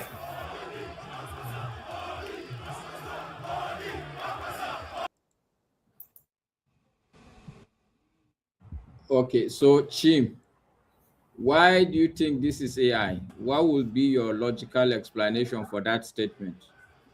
Of course, I know it's a wearing, yes. wait now, I'm wearing my APC hat. That's why it's AI. No, that cap, that APC cap will not excuse you. But I have to wear my APC cap right now. To speak like that. Okay, so if you are wearing APC cap, so why is APC worried about Peter Obi? Exactly why I'm wearing it, to tell you that it is AI. Okay. Okay, I think leave Chim. He's a man of little faith. Okay. Masker, you know what he meant. He meant that Thank APC you. will not agree that You plan are the only is person who understands what I'm going, where I'm going to. Okay. He's sarcastic. Gentlemen, sarcastic, yes. Gentlemen, I want to start from Chim. Chim, we are told that Peter Obi cannot move a needle in the north, and that he has a formidable team, and I don't doubt that. A formidable opponent, which is the Adamawa born Abubakar Atiku, who has been in the political scene since the days of Yar Adua, who was a member of the People's Front, who was a right-hand boy of our very dear General Musa Yar Adua, of blessed memory, who also inherited the platform of General Rai Adua when he passed, and today seemed to one of the major forces in the north. Do you think that Peter Obi can be able to combat him in this coming race? Okay, yeah. KJ, thank you very much for that question. No doubt Peter Obi is a force. If we want to go by the last election, where not a single governor, but I believe he got more than 6 million votes. I believe he got more than 6 million votes. I believe the last election, I'm sorry, was an election where votes were allocated. So for him to have been allocated 6 million, it means they saw what he got and said the safest quantity of votes to give him to accomplish our objective is 6 million. So anybody who wants to argue with me, that's fine. I'm going to speak on two sides. I'm going to give my positives about him, and then I'll also say areas where I have disagreed with Obi. Because I think if we genuinely appreciate someone, you should be able to, hype on what they're doing well. And since I don't have access to him, I will say where I think he plays a little bit of, in my view, he knows what he's doing, no doubt.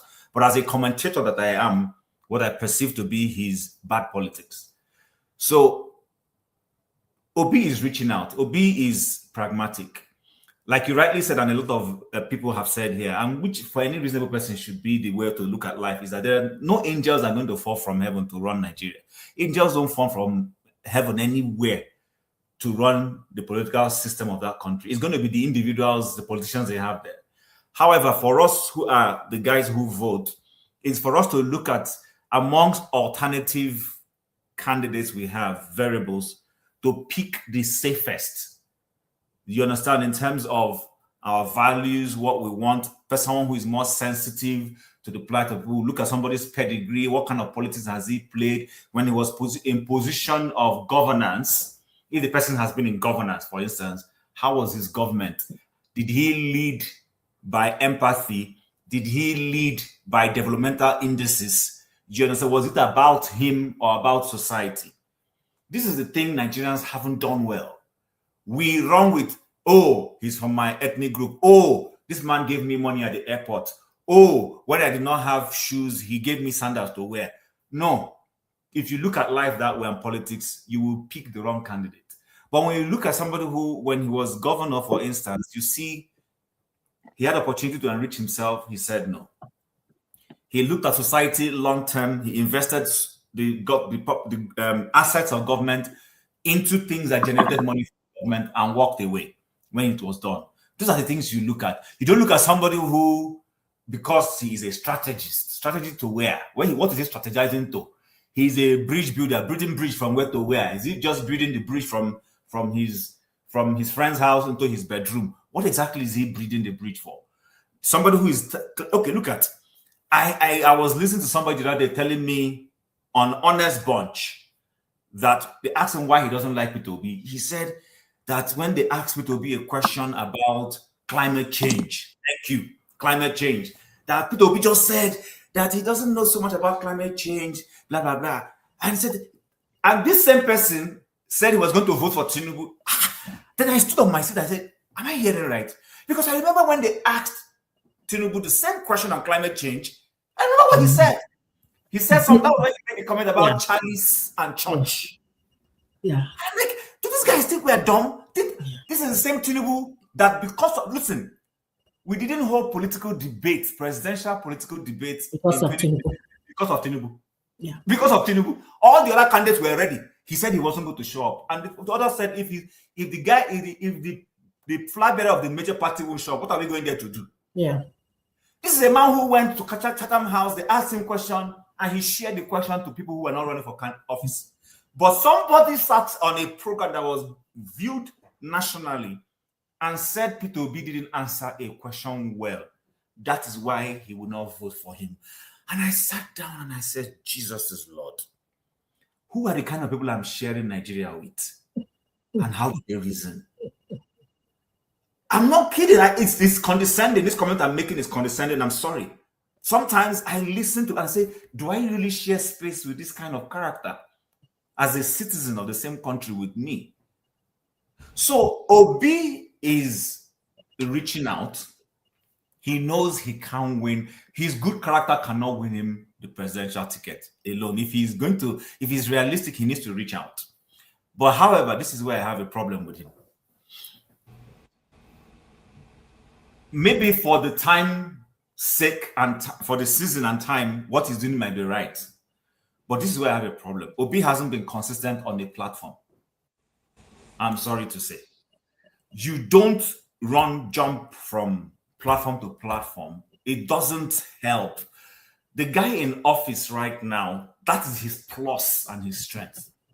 He has been in one particular party consistently. AD is what became ACN, and ACN merged with CPC to form APC. That's a plus for him. What that has done for him in terms of politics is that he has been able to sit in one place with people of like minds, sell his bad politics to them. They bought it and they helped him grow. Listen, read it however you want to read it. It is, it's still politics. He sat somewhere, built a machinery, criminal or otherwise, and it has helped him get to where he wants to get to. I know there is no one size fits all, I accept. But the thing is this, Obi hasn't been consistent in one place. And it shows, because that makes it unable for him to be able to hold leverage. Even in this ADC, he doesn't exactly hold a strong leverage. Don't forget, this party is new. The person who might likely win the presidential ticket at the end of the day might be the one who commands a. See, politics is about how does all politics, popular say it? All politics is local, and also politics is also a popularity contest. Okay. In the sense that how many of your key henchmen control positions and can influence votes for you. That's okay. So that is where I sit when it comes to Obi, and but does he have a chance? He has a very strong chance. Thank you so much. At this time, we want to move this conversation to a town hall. Never. Baba blue, blue blue, Olaba. Anyway. Our own is not that too, please. Anyway, Chim, I hear you. KJ, respect my president, okay? My president. we moved the concert to the town hall. I was saying, what's wrong with that? The town hall. Sorry, okay, KJ, I don't finish. Olaba. It appears you skipped me and forgot to. Okay, I'm coming. Now, gentlemen, for those of you or those of us watching from home, please take the time to support this channel. Support us. We beg now, because it's only one man that's carrying the weight of the finances. So the more you support us, the more it's easier for him to be able to allow us to be here and discuss these issues. Even if you don't agree with how we're answering the the conversation, you can join us and give us your own opinion. Every opinion matters. And please like the channel and also share with your friends. Thank you so much. CM, you heard what Chim said. The only thing that I seem to find a bit this thing is, listen, we just saw a video of Mr. Peter Obi in Kaduna. Atiku did not win his last state. That was Kano, actually, not Kaduna. Okay, whether Kano or Kaduna, whichever one of the northern states. But I'm saying that the formidable candidate they are always comparing Peter Obi to wasn't even able to win his local government or his state. I had not been able to deliver, dividends. I mean, when it comes to electoral winnings in his place. So how formidable is that force really, or is it overemphasized that Atiku is the one who is going to floor Obi in this case, or is it going to be election by money that will put him out? What do you see?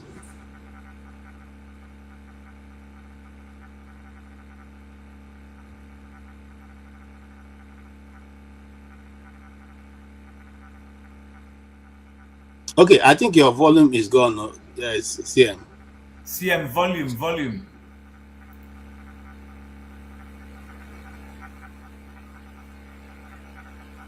I think he muted himself again.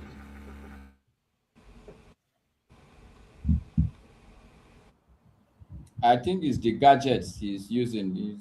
Okay, CM, we can't hear you now. For now, your gadget has dragged himself into a corner. We can't hear you. Gadgets have cornered you out. They are not happy with what you are saying. Okay, if you go out, you come back, I'll bring you in. But I want to bring Mr. Ahamefula. Ahamefula is a member of the Obedient, so he will have something very serious to let us know. Yes, please go ahead, sir. Sorry, before you start with what I will do, I will go out. I think you should bring out Chim. No. Okay, no, you, Master, you make your comment before you go out. Sorry, gentlemen, because he is Nigerian and he doesn't have a steady. I don't like this thing now that people are making me look like an either orphan. No, nobody's making you look anything. Just don't worry. Nigerian, we don't like make the. Are you denying the fact that you are Alemajiri? Are you denying that fact? Okay, somebody said do door for him. I bet no vessel. I no go school and I no go. Treat you like Alemajiri. Don't worry. All right, no Allah. Thank you, KJ. And I must confess that look, you are a proper Nigerian.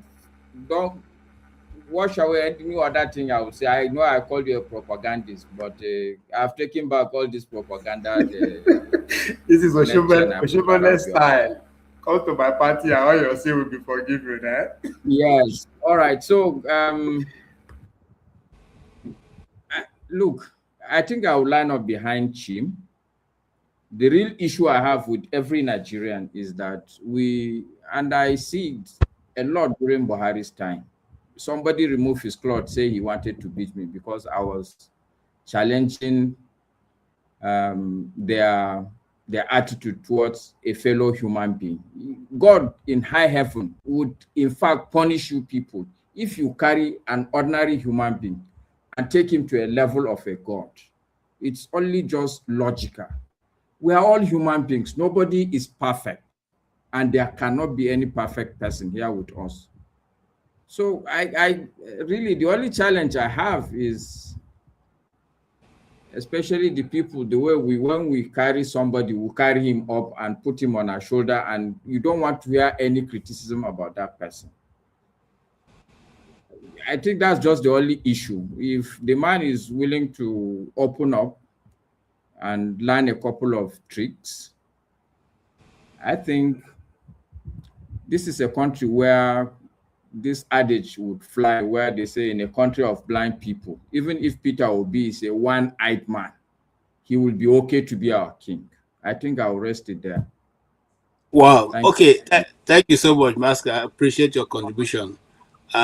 Yes, I'm bringing this Obi issue to the fore because, every time Obi no be now president now. Obi no be the president. Obi no be even governor for the state. They follow. They no carry and go London as opposition, strong opposition leader. Meanwhile, when they went to the Prince King Charles dinner, they saw the opposition leader. She was sitting there. The opposition was there with the people in government. Our own, once you lose election, even if you get good idea, nobody wants to hear it, which is why we are where we are. Anyway, Mr. Ike, you are welcome. Please, let's hear your contribution, because I say that because you are in a position to let us know. We are dealing with a very big masquerade, and his name is Atiku Abubakar, the Toraki of the Adamawa. And they said that because he is so strong and powerful, Obi cannot dislodge him in the north. And he himself, Adamawa Toraki, said 2 years ago or 3 years ago that the north will not vote an Igbo man. Do we still stand in that place right now? And is Mr. Obi going to move to the north so that the north can vote for him and change his tribe?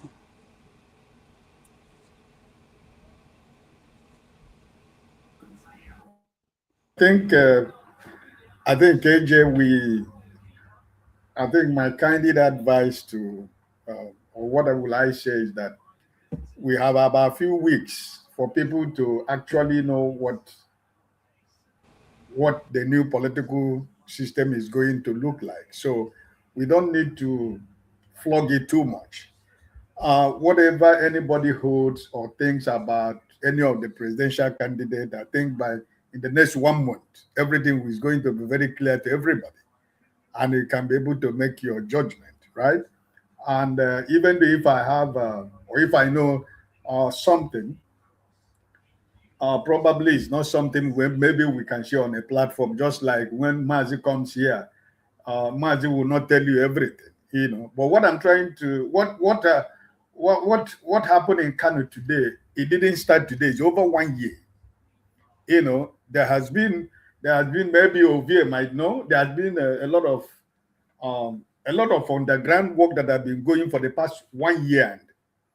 And, it is politics, right? Before 2022, Kwankwaso said he can never be vice to Mr. Peter Obi, right? He was very clear about it, this is politics. And the present politics we are playing now, people that are working behind the scene with Kwankwaso and probably Mr. Peter Obi and other people, they are not just like people like me, they are working around the clock to see if there are possibilities of alignment, But who knows? That's what I just said, that in the next 1 month, everybody will begin to know. Maybe by next week, we'll be able to know where finally Kwankwaso is. I'm not going to be the person who is going to say it, but I think this from Monday tomorrow, we'll be able to, get the clear picture of where things are heading to.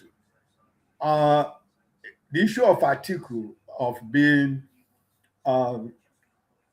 remember that the problem of PDP today, the architect of the problem of PDP today is Atiku. And the same thing is trying to happen in ADC. But there are powerful people in that ADC that are washing the back of Atiku, his own brothers that know what is going on. So Mr. Peter Obi is doing what he's supposed to do. He's reaching out, he's meeting people. Midnight politics is played in the midnight. All the things we see in the day is surface of things that we see in the morning. But most of you who have been following Nigerian politics is played in the night. And I think that in the next few weeks, we'll be able to know who is this place, who is there, who is that place. All this permutation is going to be very clear. But the only thing I want you to know is that anybody who is thinking about PDP, which of the PDP are you? Is it one of Wike or the PDP? Which PDP? Which of the PDP are you talking about? Because Wike is the center of. He would he would destroy PDP until the last minute of this election. He was okay. I remove my hand from PDP. By then, he have succeeded what he want to do for Emiloko in PDP. So anybody is making permutation of which of the PDP, just like saying somebody is going. Listen, let me be honest to you. I am very fearful of election in Abia State, because which Labour Party is he going to go with? You have to be honest with yourself. There is no independent candidate, for example, in Nigerian politics. So which of the Labour Party, when you say that, oh, he's a friend, he's a friend to the man in Asoro, don't deceive yourself. I am being honest with you right now, that I am very, very afraid of Alexiotti, because he has to make a decision.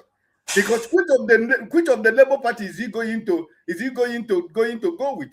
This week alone, Abure has appeared again, has resuscitated from nowhere again. They have spared Nnadi and his group. So which of the Labour Party is he going to be?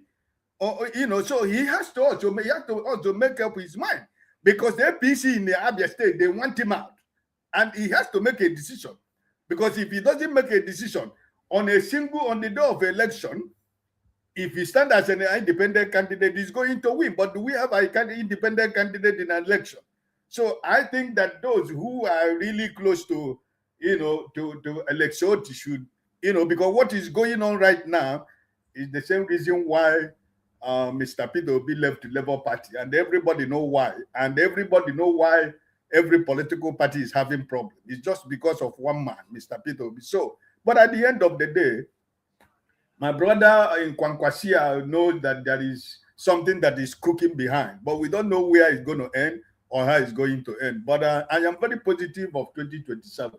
I leave it like that. Okay, thank you so much, Ike. And I ask you that because you are close, you are in the inner circle. So if you say what's going on in 2027 will be okay, we will go with that. Mr. Tony, thank you for being patient and waiting. Now we are cruising to that point where we say Baba blow. Now the question of this politics of chase Peter Obi down, remove him from the ballot, make sure it doesn't appear on any political party, scatter Labour Party. If Alex Oti will not leave Labour to APC, make sure Labour don't exist and it doesn't contest. How will the opposition tackle this? Should they do, like the police will say, fire for fire, or should they be more tactical about this, or should they go to court to seek through? What should the opposition do to give them a leverage to be able to have a strong foundation to stand to run and not a slippery ground? Thank you, KG. Quickly, if you let me, I just would like to correct one or two things that Jim said about Asiwaju being very consistent in terms of remaining in one party. Asiwaju was in SDP. He quit. He has moved from SDP. I mean, we know what happened, but SDP is still a party that is existing today. He was in AD. He left AD. AD didn't metamorphose to AC. He left AD. He had problems. He had issues with them. He left AD and reformed AC. Okay, so he has moved. If you say from AC to ACN, the same party, I agree. From ACN to APC, well, yes, the same party, but he also had moved. To answer your question, I think that in comparing Obi to Tinubu in terms of movement, just imagine what would have happened if Obi was in Abga and contested for presidency in Abga. would he make the kind of impact that he made? Because people see APGA as a regional party. So I see his movement from APGA to PDP as some kind of repositioning, bearing in mind the vision that he had. And then remaining in PDP, I mean, you see the results. If he remained in PDP after all that happened, what would his chances be? Okay, so I think it's circumstances that have made him to move. And nobody is saying to Atiku, you should have remained in PDP, you should have sorted it out. But they say, oh, Obi should have remained in Labour, he should have sorted the problem in Labour and so on. But let me leave that. That's an issue for another day. But you need to go and play the video where in Arise and in TVC, where Ayo Fayose was asked a question concerning Obi and he was speaking about Obi. That video is there for people to see. He has consistently been saying that any politician that does not take Obi seriously, the Obi threat seriously, that person is not a serious politician. So it is known in Nigerian circle, whether you like him, or whether you want to diminish him or whatever, it is known that Obi is a political force, whether you like it or not. As a person, we have seen his capability, his ability to muster support for his cause, for what he believes in. Now, but that said, this is politics. And if you remember, you asked the question, why is it that they are chasing someone who purportedly came third instead of someone who came second? I think that someone who came second and who had the kind of pedigree like Atiku should be more a threat to the establishment than Obi who came third. Some people say a distant third. But the issue is very, very clear because we know if you take Rivers State, for instance, alone, and I think that's even clear because even the external observers who came did say that Obi won Rivers State. If you take these votes, real votes, add it to what he had, what is allocated to him, take away and give Asiwaju his real votes, if any, in Rivers. Take away the votes that was allocated to Asiwaju in Lagos and give Obi his real votes, plus or minus. You would see a difference. Obi is the only one ever that has taken on Asiwaju and defeated him in an election. Nobody else has done that. So he's a potent threat, whether you like it or not. He's seen as a threat. So anybody who wants to hold office will do everything that he can to emasculate Obi, to make sure to put boo trash for him, to do whatever. And Obi has confessed that if I open my mouth and say the things that they have done to me, maybe the heavens will fall. Obi said that. So I think that if the issues are very, very clear, that if you have, some people are not comfortable with an Obi presidency. That is to say that if someone like Obi becomes a president, the privileges that they currently enjoy is likely, it's likely that they will lose it. Two, there's also the phobia, whether you like it or not, of the Igbo man being a president. There are people who feel that they are more comfortable with any other section of the country producing the president than an Igbo man. Whether that is real, what that fear is real or unreal, I don't know. But Tony, are you for real that you say you don't know whether it's real or unreal? Because I'm saying the fear. No, I'm talking about the fear. I'm saying why the yes, whether that fear. Just to digress a bit, your townsman said he will go to war if the purpose for America coming to Nigeria was to take the oil and give to the Igbo man. Is that not what he said? So that thing is already there. It's not something we'll discuss today, but it's there. So no, I'm not saying I'm not saying it's not. And I, much as I agree with your position, here is the case. I don't think you are getting me. I'm saying that there is that fear. Yes, I yes. That's so okay. what I said there is that fear. I said that, but I'm saying that the reason why they will have that fear, I don't know. That's the point I'm making. Yeah, that's the point I'm making. But the fear is there. That where I'm not comfortable with an Igbo man, I'm comfortable with some other, ethnicity or any other person, but not to be, yes, there's that fear. So I'm saying that whether that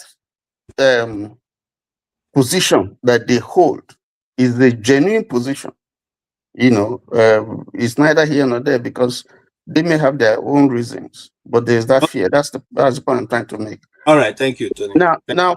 Finally, I think that the only way to ensure that Tinubu, or one way to ensure that Tinubu wins, is to ensure that there's division within the rank and file of the opposition.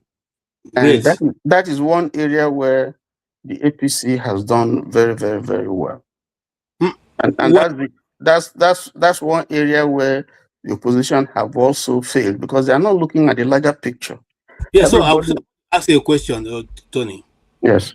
The opposition, the government in power in the United States, are they using their power to destabilize the opposition in the Democratic Party? Are they doing that? And then if that is not what they are doing, why is it acceptable in our own country that you will not allow the opposition to be able to stand and have an office and have an election and have a rally and even have them organize their party the way they want? Why the destabilization? Is that part of the politics also? That is why we're saying that the institutions are not working. That's why some of us are saying that you have to tear down the system. Because ordinarily, if you are in a democracy, there's freedom, at least some measure of freedom. But Nigeria's president is one that has powers and he can abuse them and nothing happens. But even here, if you want to talk about that in America, we'll see, in America, there are things that happen that the opposition is crying foul and saying, no, this shouldn't happen. But the institutions have managed to stay strong. So when people go to the courts, for instance, to present a particular case, you see the court, they have done reasonably well to say no. The Supreme Court has the majority of Republicans, and yet Trump has lost cases in the Supreme Court. I wouldn't say, I can't confidently say that of our own Supreme Court in Nigeria. So I think part of the problem has been our institutions. They are pocketed, they've been gagged. And so with the system that we have, if we're expecting the best, we won't get it because they're already compromised. So yes, so we need to do something about our institutions. They have to be strong enough to be able to say no when it's time to say no. Yes, thank you. Yeah. Thank you, Tony. I appreciate it. Sorry, I'm not cutting you, but Chim, you have 1 minute, just 1 minute. We're going to move. Yes. Okay. So first of all, before I say what I want to say, I read something here just on the side. It says, after FCT elections, you think Life Venture will give his life to Christ before January 2027. I found that very funny. I hope we know who Life Venture is. Anyway, so Tony, I think you misunderstand me. I quickly did a little bit of Google on AD. So what you will understand is that AD, you see, you know what? There's nothing Tinubu is doing now, actually, that didn't happen under PDP, but it just happened at a different scale. The thing is, he has, sometimes when you teach somebody or somebody learns bad behavior, the person who learns bad behavior can actually escalate that bad behavior in a very magnifying way. So AD was destabilized. I hope you know that, infiltrated. And that's why AD as a party does not exist in the original form. All the members and founding members of AD, of which Tinubu is a founding member, they've moved elsewhere. The only why I said he hasn't changed party is AD created a separate, still the same philosophy of, they were like a Yoruba party, ACN, and started from Lagos. And the man started building reach out to people. From that, his ACN, he went to the north and brought Nuhu Ribadu to be their first presidential candidate. Sorry, I take that back. He brought Atiku to be their first presidential candidate in 2007. They gave Atiku platform. This AD that became ACN in Lagos. And then later on, they brought in 2011, they gave the presidential ticket to Nuhu Ribadu. Then they sold the votes, use my word, sold the votes of presidential election in Lagos to PDP, which is where they made a political bargain to clear Tinubu of his corruption. Remember when he went to the dock in the, what do they call that, asset declaration something, and he went and cleared it, supposedly cleared himself. This was bargain he did with Jonathan. At Code of Conduct Tribunal. Yeah, they were a tribunal. They were originally aligning with CPC, and the condition they gave to Buhari in 2011 was he should drop Pastor the latter rain man. They should drop Bakari. Yeah, and Buhari then refused. They put their support and gave it to Jonathan. Jonathan won the election. But by 2013-14, they went back in this rearrangement. And of course, he brought somebody from his camp, Bino Sibajo, and the rest is history. That party does not exist as is. However, one thing we must not, I don't see if elections are holding today, I will not vote for Tinubu. But the point I'm making is when it comes to consistency of the people he wants to work with, for where he wants to go to, let's be honest, he's been more consistent in that than Obi. Obi was a PDP member. Let me end here, sir. Obi was a PDP member, left PDP for ABGA, won election in ABGA. You can build ABGA and move ABGA to become a political party of national distinct and reach out to other people. But he didn't do that. I'm not blaming him totally. There might be things he saw, he felt he can't use that platform, and he went back to PDP. But he's now moved from PDP to Labour. From Labour now, he's moved to ADC. Now, for me, it's because he doesn't have the capacity to build something when it comes to political structure. Let's just see. I think we'll go from there, Chim. And I want to let you know that I don't agree with your last statement, because if he doesn't have, you see, that's the same thing people say about Donald Trump. They just say he doesn't have capacity. Yeah, the man has a multi-billion-dollar business.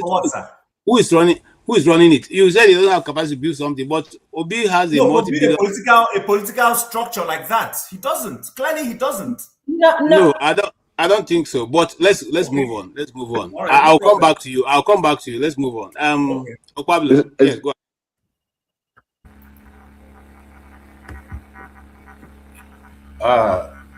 Just like that.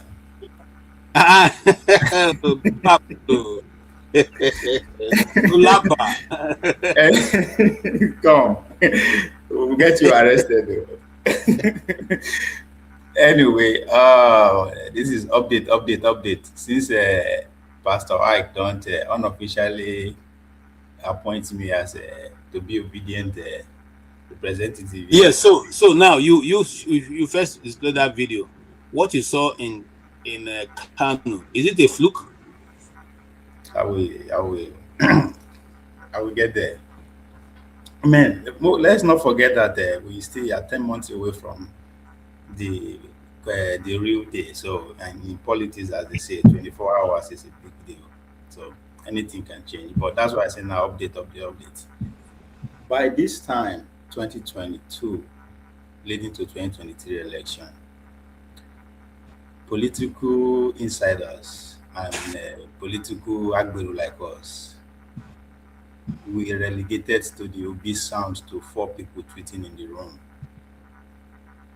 Anywhere the conversation pop up, I forget not 4 people tweeting in the room, because one OB is not even seen as a presidential materials at that time. I mean, I'm talking about exact this month, 2022. Fast forward to the following month, 2 months later, which is May, Obi left PDP and joined Labour Party, which started what I regard as rally season.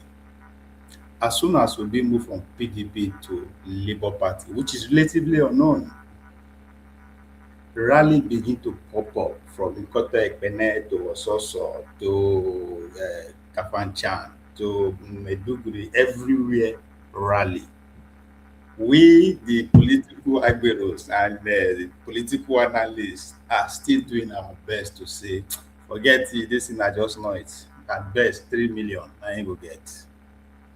Even in the midst of all those rally, Tinubu then refused to even recognize he Obi. At every attempt, any journalist tried to bring Obi come up, he no dey acknowledge that name. He refused to mention Peter Obi's name. It took him time before he recognized the man is actually a force in the race. Now, just to tell you the kind of the atmospheres we are in leading to 2023. Now, after 2023, a lot of things happen that make me see the question why people see they have a doubt in his candidacy going to 2027. Obi came out and said, my movement is bigger than any political party. It took me time to actually say, what is this man talking about? Until I build a mechanism that attack 3 into generational relativity. What Obi is saying is not political party. Obi is saying at least 3 generations, if I want to stretch it to by 2031, is looking at 3 generations that have 2 things in common. That 99.9% of them like power, political power, and economically poor. That is the generation Obi is targeting. Those generations also have one thing in common. We know they see party. We are moving to a stage whereby how technically are you sound? Just like when Tony Nnadi was trying to build a case for a trader. We are going to that point. If you cannot prove that, you will not even be considered. So Obi is seeing beyond all these parts wey be say na for sale, by the way. So now only 2 political party presidential candidate in my lifetime that had that audacity to come out and tell the whole world that their movement is much more than a political party. Obi and Donald Trump. Obi, history we write in this our era. Only 4 things will appear in history book: the Obi and Obedient movement in Nigeria, and Donald Trump and MAGA movement. Every other person name will disappear. So this man again, he speaks to the gentleman agreement that the elite of Nigeria had in common. Say, I will only run for 1 term. No, that one no be saying communique or a Twitter. No, there was literally a media organization. They set up a media. The guy massive to the whole world. He was talking to his peers that yes, I understand that there is gentleman agreement. Even though Jonathan tried to be a man and bluff it, I will not do that. I will only run for 10 times. That's what I mean. The VP is not an option. That's exactly also what he assures his core followers, his core donors, those people that will sponsor the rally and everything that will come to bear. He's assuring them, I am not, because of Una, I will not take any VP position as an option. How will you explain to the Christian genocide narrative all the billion that is being sent in Washington, D.C. and London in the name of lobby, that they will not have a candidate going to 2027? How do you explain that? If you look at the way Tony Nnadi speak, there's a different tone, there's an audacity in his tone, in which he spoke today. There's no way you can tell me that they will not have a Christian candidate. It's not going to. So Okonkwo here is tallying with the Northwest political agitation too. Okonkwo is only playing to that what the Northwestern states are asking for. Because now 3 states he talk, Kaduna, Katsina, and Kano, the KK states. They are agitating for a VP slot. They are saying that this ticket that is governing the country now then contribute pass. I mean, talking about the old Northwest, and it's true. So they are saying they deserve much more. They deserve to be carried along in the ticket. That's where Shetima is having problem, other than the Christian angle that is having problem. So that's where Konkoso is inserting himself, because Konkoso understand one thing, that going to 2023, the North will have a consensus candidate. So you have to be in a better position to even be considered. So what you are seeing is Konkoso play into that guy, because a lot has changed. I talk and say since we then drop bomb, since when they classify us as a country of content, a lot have shifted. Before now, I would say the North will 100% follow that Tinubu. But at this point, there's room for negotiation, because a lot of deals has been flipped, has been cancelled, new one has been signed. So there's room for negotiation. What deal is he ready to offer to the northern people? So that's what you are seeing playing out with what in Kano today. So they are putting the pressure to Tinubu that it is not all cast in stone yet. Our vote is still very up for everybody. So Konkoso playing to his own advantage, Obitu is taking advantage of that space. So that's what I see is happening. Come to today. So Okay. that him coming to say that I'm not going to get ADC ticket.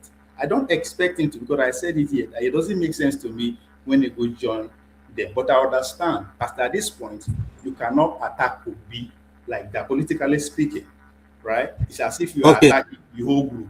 So the fear should not be considered as anything, because anywhere in the world, political party are for self. Even the ruling party, APC, if you have a better deal, meet the real people that are in charge, they will give you the ticket. So all right, nobody should worry about that. We have 20 political parties to choose from.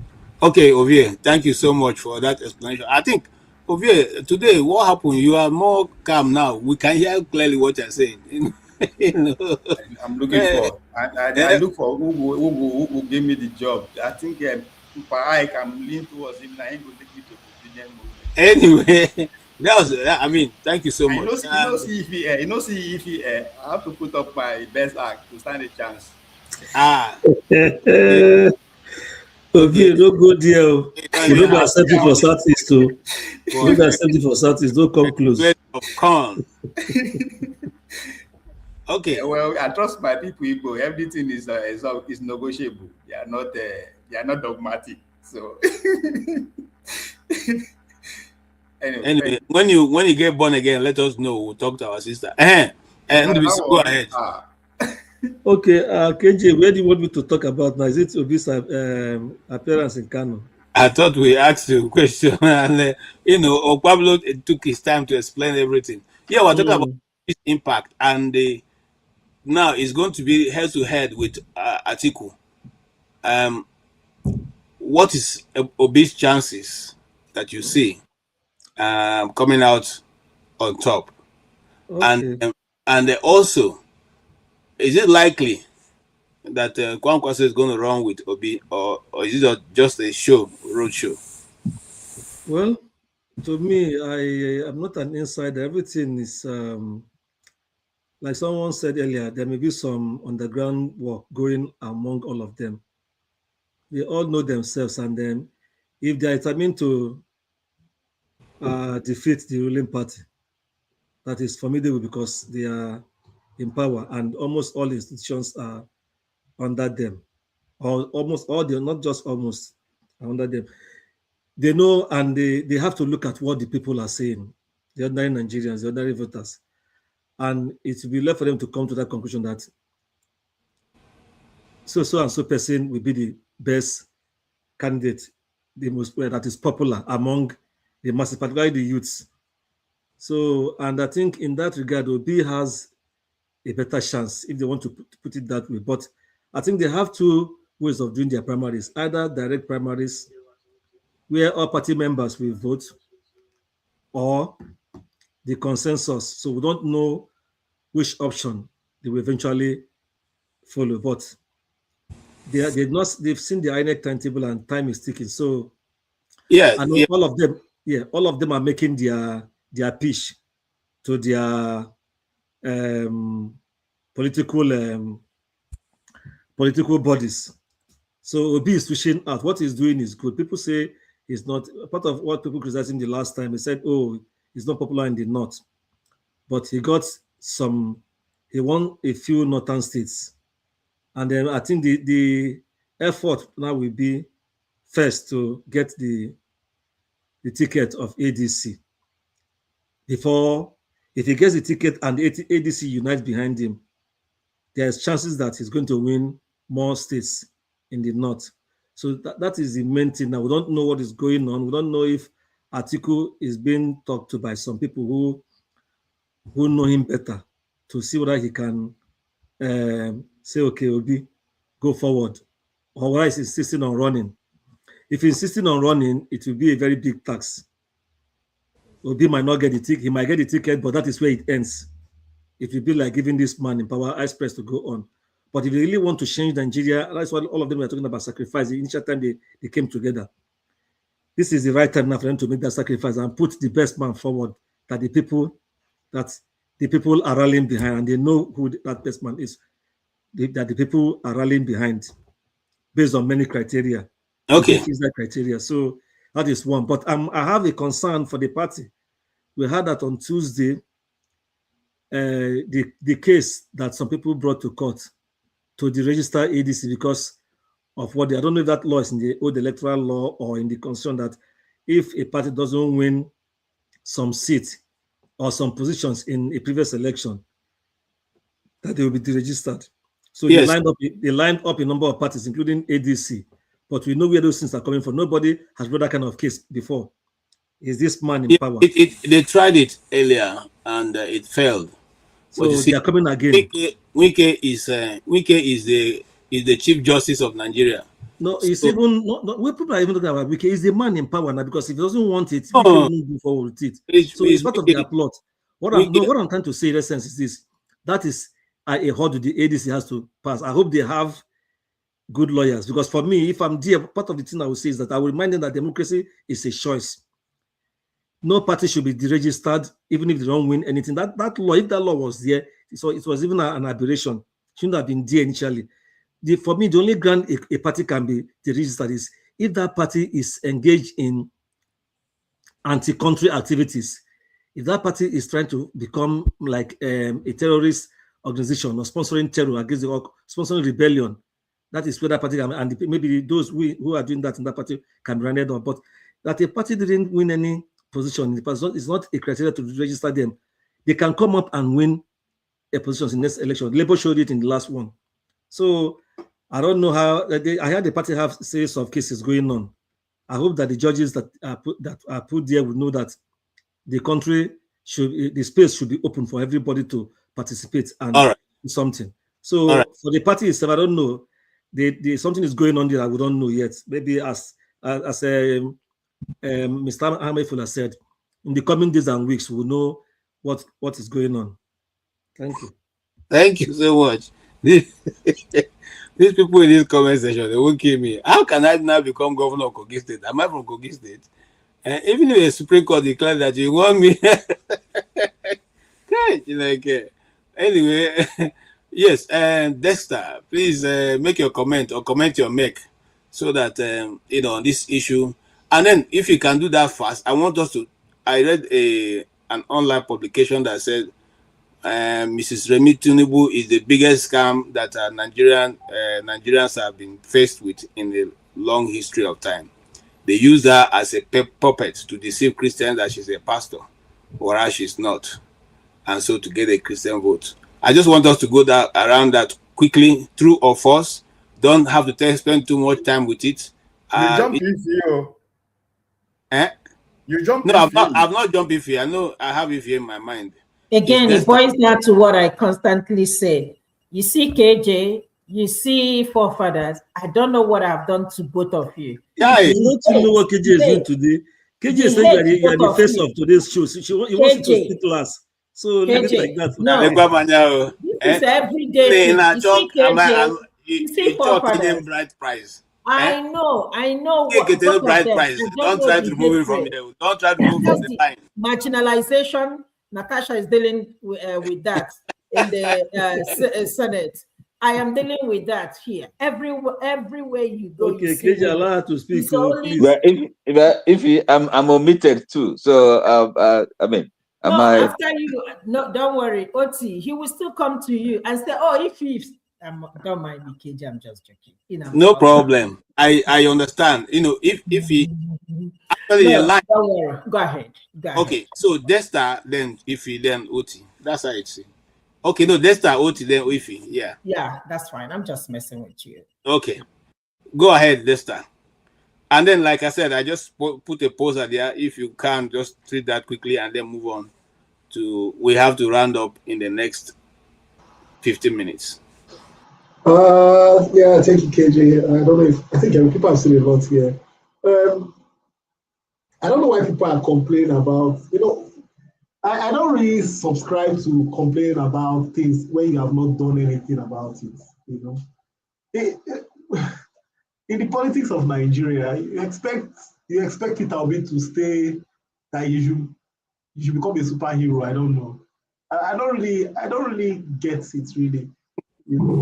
Obviously, we can all see the politics that is being played by APC. The master strategies trying to suffocate all the parties. And well, let's say it's about the Nigerian, who you call a Nigerian. It just shows our moral compass in Nigeria is very low, because it's not really about the parties, it's about the individuals in the party. Everybody can be compromised. That's what Tinubu has done. Everybody can be compromised, whoever you are. I think the two guys that know how to do that very well in Nigeria is Tinubu and Wike. Anybody can be compromised. That's what they do. They offer you the kind of money that you would most likely, except you have very high standards of integrity, but they will offer you what you would never believe. And I think that's what Tinubu has done to all the parties, both Labour Party, PDP, I don't even think Peter Obi will contest under ADC, because the way ADC is looking now, it's looking like there are already elements in there who are going to compromise it, because there's a faction in court already, and the moment you start seeing that happen before a convention, there's two parties, one is saying our dates, in fact, recently I was just thinking maybe Peter Obi should contest under Showore's party. On the news today, I was seeing that they say Showore is APC's too also. So I don't think we should be berating him that, he should have brought Abgar to. That won't have happened. We know that. You can't take Abgar to the north and it will sell. It won't really sell, whether we like it or not. It won't sell. So you have to come up with something that is a little bit nationalistic. And we have to give him kudos for whatever he's trying to do, rather than trying to bring him down. I think whatever he's trying to do, he has, whether it's, look. Sorry, Dexter, can Abgar align with NNPP? Let me ask a question, Chief. Has Abgar won any election outside Anambra State? No, we're not talking about, we're saying alignment. Well, it's about reach. It's not just about Abgar as a party. It's about the reach. What is the reach of Abgar? Okay, so if you think Abgar is supposed to be, Abgar is supposed to be like a Southeastern party, you first ask yourself. Dexter. Sorry, KJ. Dexter, what did ACN do with CPC? ACN had a massive reach. ACN had the Western region. Whether we like it or not, ACN, before Obasanjo came to decapitate all those these governors, they had a massive reach. It was not just in one place. Abgar just broke through in only Anambra State, primarily because of Ojukwu. Do you know that Abgar, KJ is here. Do you know that Abgar has won a governorship election that was stolen? Well, whether we say it was stolen or not, Chief, Abgar only won in Anambra State because of Mbadineju, and Atiku said Mbadineju would not go back. That was just because of how bad Mbadineju was. I think we told Obasanjo that Mbadineju will not go back. So let's not be, as much as we want to have this romanticize about it, let's just be a little bit, let's play the cards as they are, really. Let's play the cards as they are. And I think another thing we should, if you look at the Nigerian context, we have to read the room. We have to read the room. There is still, look, before now in Nigeria, you used to have an alignment between the East and the North. After the Civil War, that alignment really did not work out anymore, you know. And so there is an effort to try and rebuild that alliance. Now, in rebuilding that alliance, it has to be done independently. Whether you like it or not, the people from the East are a little bit, they have to be the ones to show more. That is it. That's why they say, oh, build bridges. The people from the East now have to be the ones to show more, that they are ready to sacrifice more.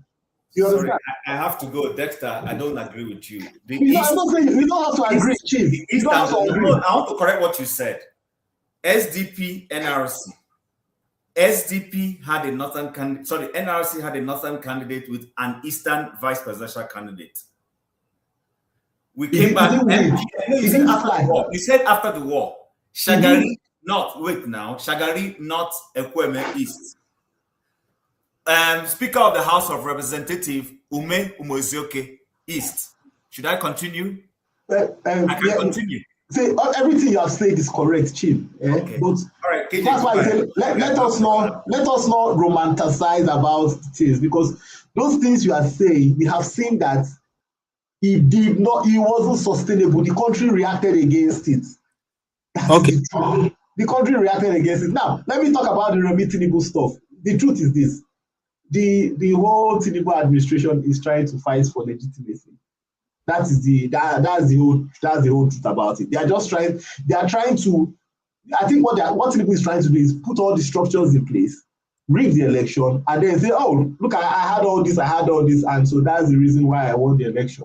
You know, Remi Tinubu has not done, you know, at least she couldn't even say the truth about the Christian genocide. And look, if she can't say the truth about it, even people in the North can't say the truth about the Christian genocide. You get some Christians from the North, they won't be able to tell you the truth about it, you know, except Dachumo that came out to say it, you know, so you can't really blame her on all that. Thank you.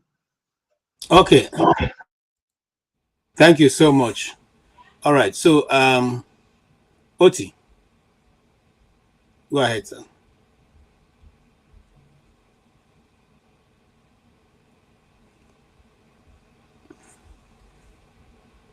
Do you have any specific question for me, or really? Otherwise, I don't have much to say. I mean, other than sorry, I don't have specific question. Okay, great. So then, what we're discussing there will be yes, phenomenon. Is that? But I think is uplifting. So that shows that sometimes we have to give people, you know, kind of benefit of a doubt that they know what they're doing, and even as commentators or observers, you know, we should have the humility to, to be kind of, if like, fair-minded, even in our criticism, you know, and not claim to know it all or to, you know, have the gift of clairvoyance, or you know. So I just believe that he still holds the hope for Nigerians. Yeah, so we just hope springs eternal. As even as people in the diaspora, we have to give him all the support he requires, because I don't know what else we're gonna do. So on Friday I had a client from Nigeria, somebody that buys properties cash. You know, I'm talking about buying from Nigeria. My client, and kind of it beggars believe that people that live in Nigeria, seeing what people are going through, and to this man, who is, you know, just feel that nothing, you know, there's nothing to complain about. What is all this noise about? You know, the first thing I asked him was electricity. He said no, he hasn't seen any kind of protest or demonstration about problem with electricity or darkness. Wow, I said this. Yeah, so invariably he thinks the government is doing well. But as a member of the elite class, he comes here to stay with the family, and goes back to Nigeria. He doesn't feel it. But we know that we need a change. The country, we need a new direction. So that's yeah. What can we say? It's is a vindication of those who kind of have kept their faith with Obi. Yes, it's difficult. It's tough.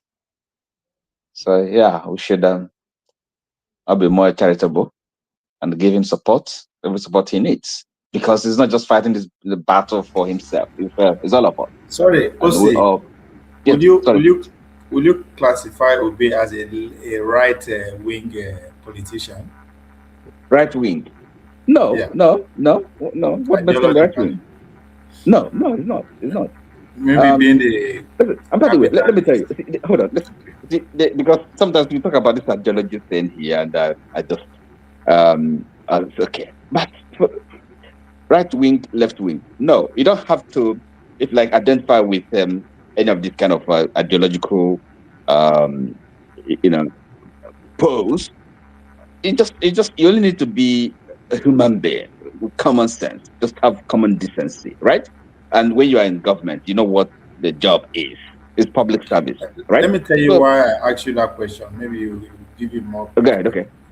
Because if you look around, especially for the past 1 or 2 years, those people who are a little bit right-leaning, who are seeking for presidential office, whether went through hell, end up being arrested, jail. I'm talking, okay, even Donald Trump himself, they did everything they could to make sure they didn't even stay on the ballot, or they succeeded. If you go to Romania, that the other guy didn't succeed, he went to jail. From Germany to France, so all the right-leaning kind of facing the same ordeal, like the way we'll be. No. Is it okay? But I mean, if we stick to the situation in Nigeria, sometimes maybe people mistake maybe being wealthy, being rich for being right wing. No, I mean the fact that you're a capitalist or that you make money, you've made the money, doesn't make you be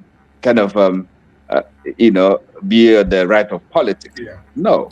So that's I don't see him. You just have to have a kind of common should I say conservative? That's another way to conservative. Well, for one thing, he's not a radical and he's not a loony leftist. He's just a decent human being. The way I see him, he's a Catholic. So let me put that one in. So it's ideology. It's not something I'm kind of I put a lot of emphasis on. It's just politics. We know what politics is about. If you want to play it as okay, good, go ahead. So yeah, I think we have to kind of Ike here has demonstrated faithfulness and and hope and consistency. So we kind of we can take borrow a leaf or two from him. Okay, thank you so much. Thank you. Iffy. So let's get this right. People keep talking about Tinubu and P2B and Atiku. These three people, they play different type of politics. Atiku and Tinubu, I call their politics of corruption, whether you like it or not. Why Obi is on the other side doesn't believe in that. Of course, we see what is going on. Atiku, if he's really going to contest, we don't know what is going on. Of course, you know that she's going to buy everybody, just like Tinubu is doing currently.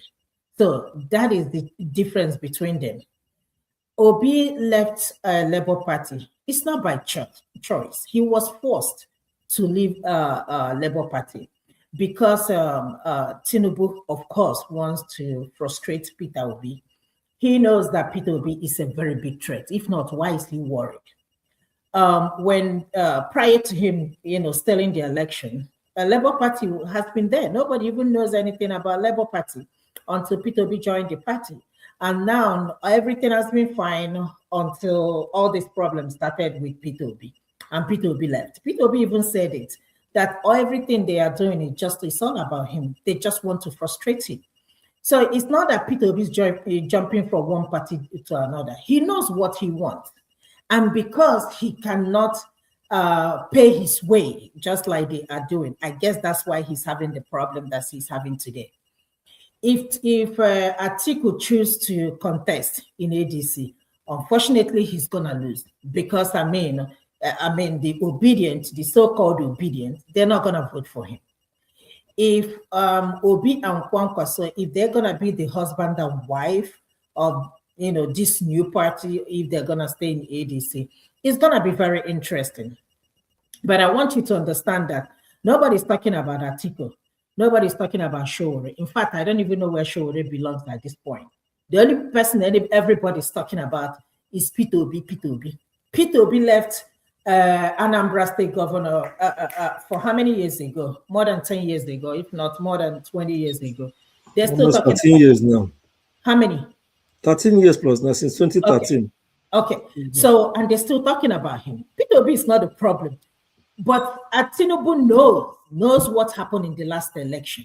So he doesn't want to, have any room for Obi to even have any chance to even be on the ballot. That is all he's doing. And the question you're going to ask yourself, you have about almost 32, 33 governors. You sharing rice and beans and all these things you're doing, but still you are afraid. What are you afraid of? You're afraid of Peter Obi. If not, tell me, why are you chasing this man everywhere he goes? If Peter Obi goes to another political party, trust me, Tinubu will do the same thing.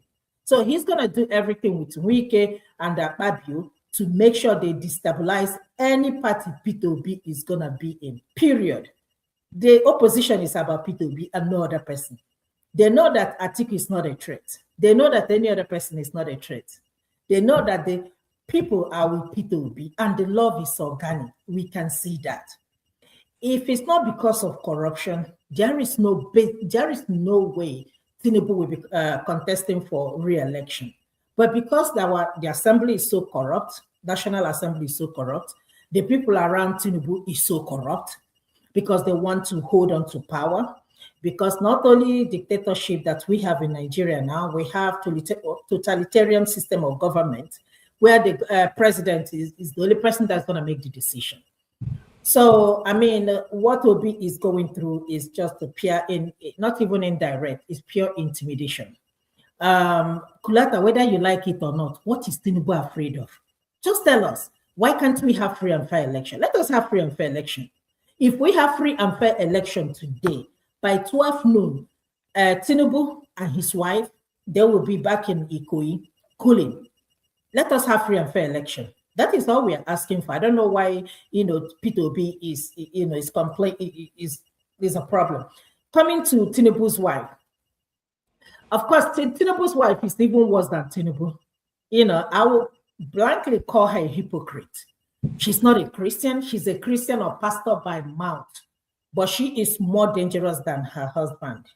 Have you ever heard any of the pastors criticize Tinubu lately? No. You haven't heard anybody say anything about it. The imam that said that they were giving was it 500 billion naira or such a huge amount of money, and somebody said if this amount was given to the imams, only God knows how much we're giving to the pastors. So you haven't heard any of them come out to criticize him. It's mainly people in the north are the people actually criticizing Tinubu at this point. So let's see how that's going to go. I'm not worried about what's going to happen in 2027. It's up to Nigerians, to choose who they want to be their president. But like I said, Tinubu, you are the commander-in-chief. You have everything aligned going for you, but you're still worried about somebody. and that somebody's a threat to you, it tells me that something is definitely wrong with Tinubu, to be honest with you at this point. Of course, we know we're not going to have a free and fair election. Of course, we're not going to see that. But it's up to Nigerians to come out and defend their votes. If that happens in Nigeria, Tinubu will be in Ikoyi by 12 noon on the day of election. And that's why Wike, all of them, they are fighting tooth and nail, because they know if P2B comes, all of them from A to Z will be at EFCC answering one question or the other. All right. Kulata, it's not about ticket. Let us go back to Nigeria. If you feel that Nigeria is working, go back. I don't know what you're doing in Georgia. Just go back to Nigeria and support Tinubu. Don't be on online supporting him. Okay, this is not how to run that's not how to run a politics. And this is not in the country where you are. Even Trump, with all his shenanigans, he still doesn't have power over opposition. So forget about that. Take your children back to Nigeria, and then you can come, we can have a conversation. Other than that, thank you, and thank you. Thank you, Ify. I really appreciate you and your coming to be with us every time we put on the camera. And thank you also, Mr. Tony. Really appreciate you. Really appreciate you. My brother Ike, thank you so much. Thank you. Yeah, Oti, also appreciate you. Thank you for bringing that clarity to that word. Because every time we hear force majeure. Thank God today we now know what force majeure is. Baba blue, Olaba. Anyway, thank you, and BC, thank you. And hey, yeah, Ovie. I suspect you no go church today. I know you know. Why? You see my cloth now.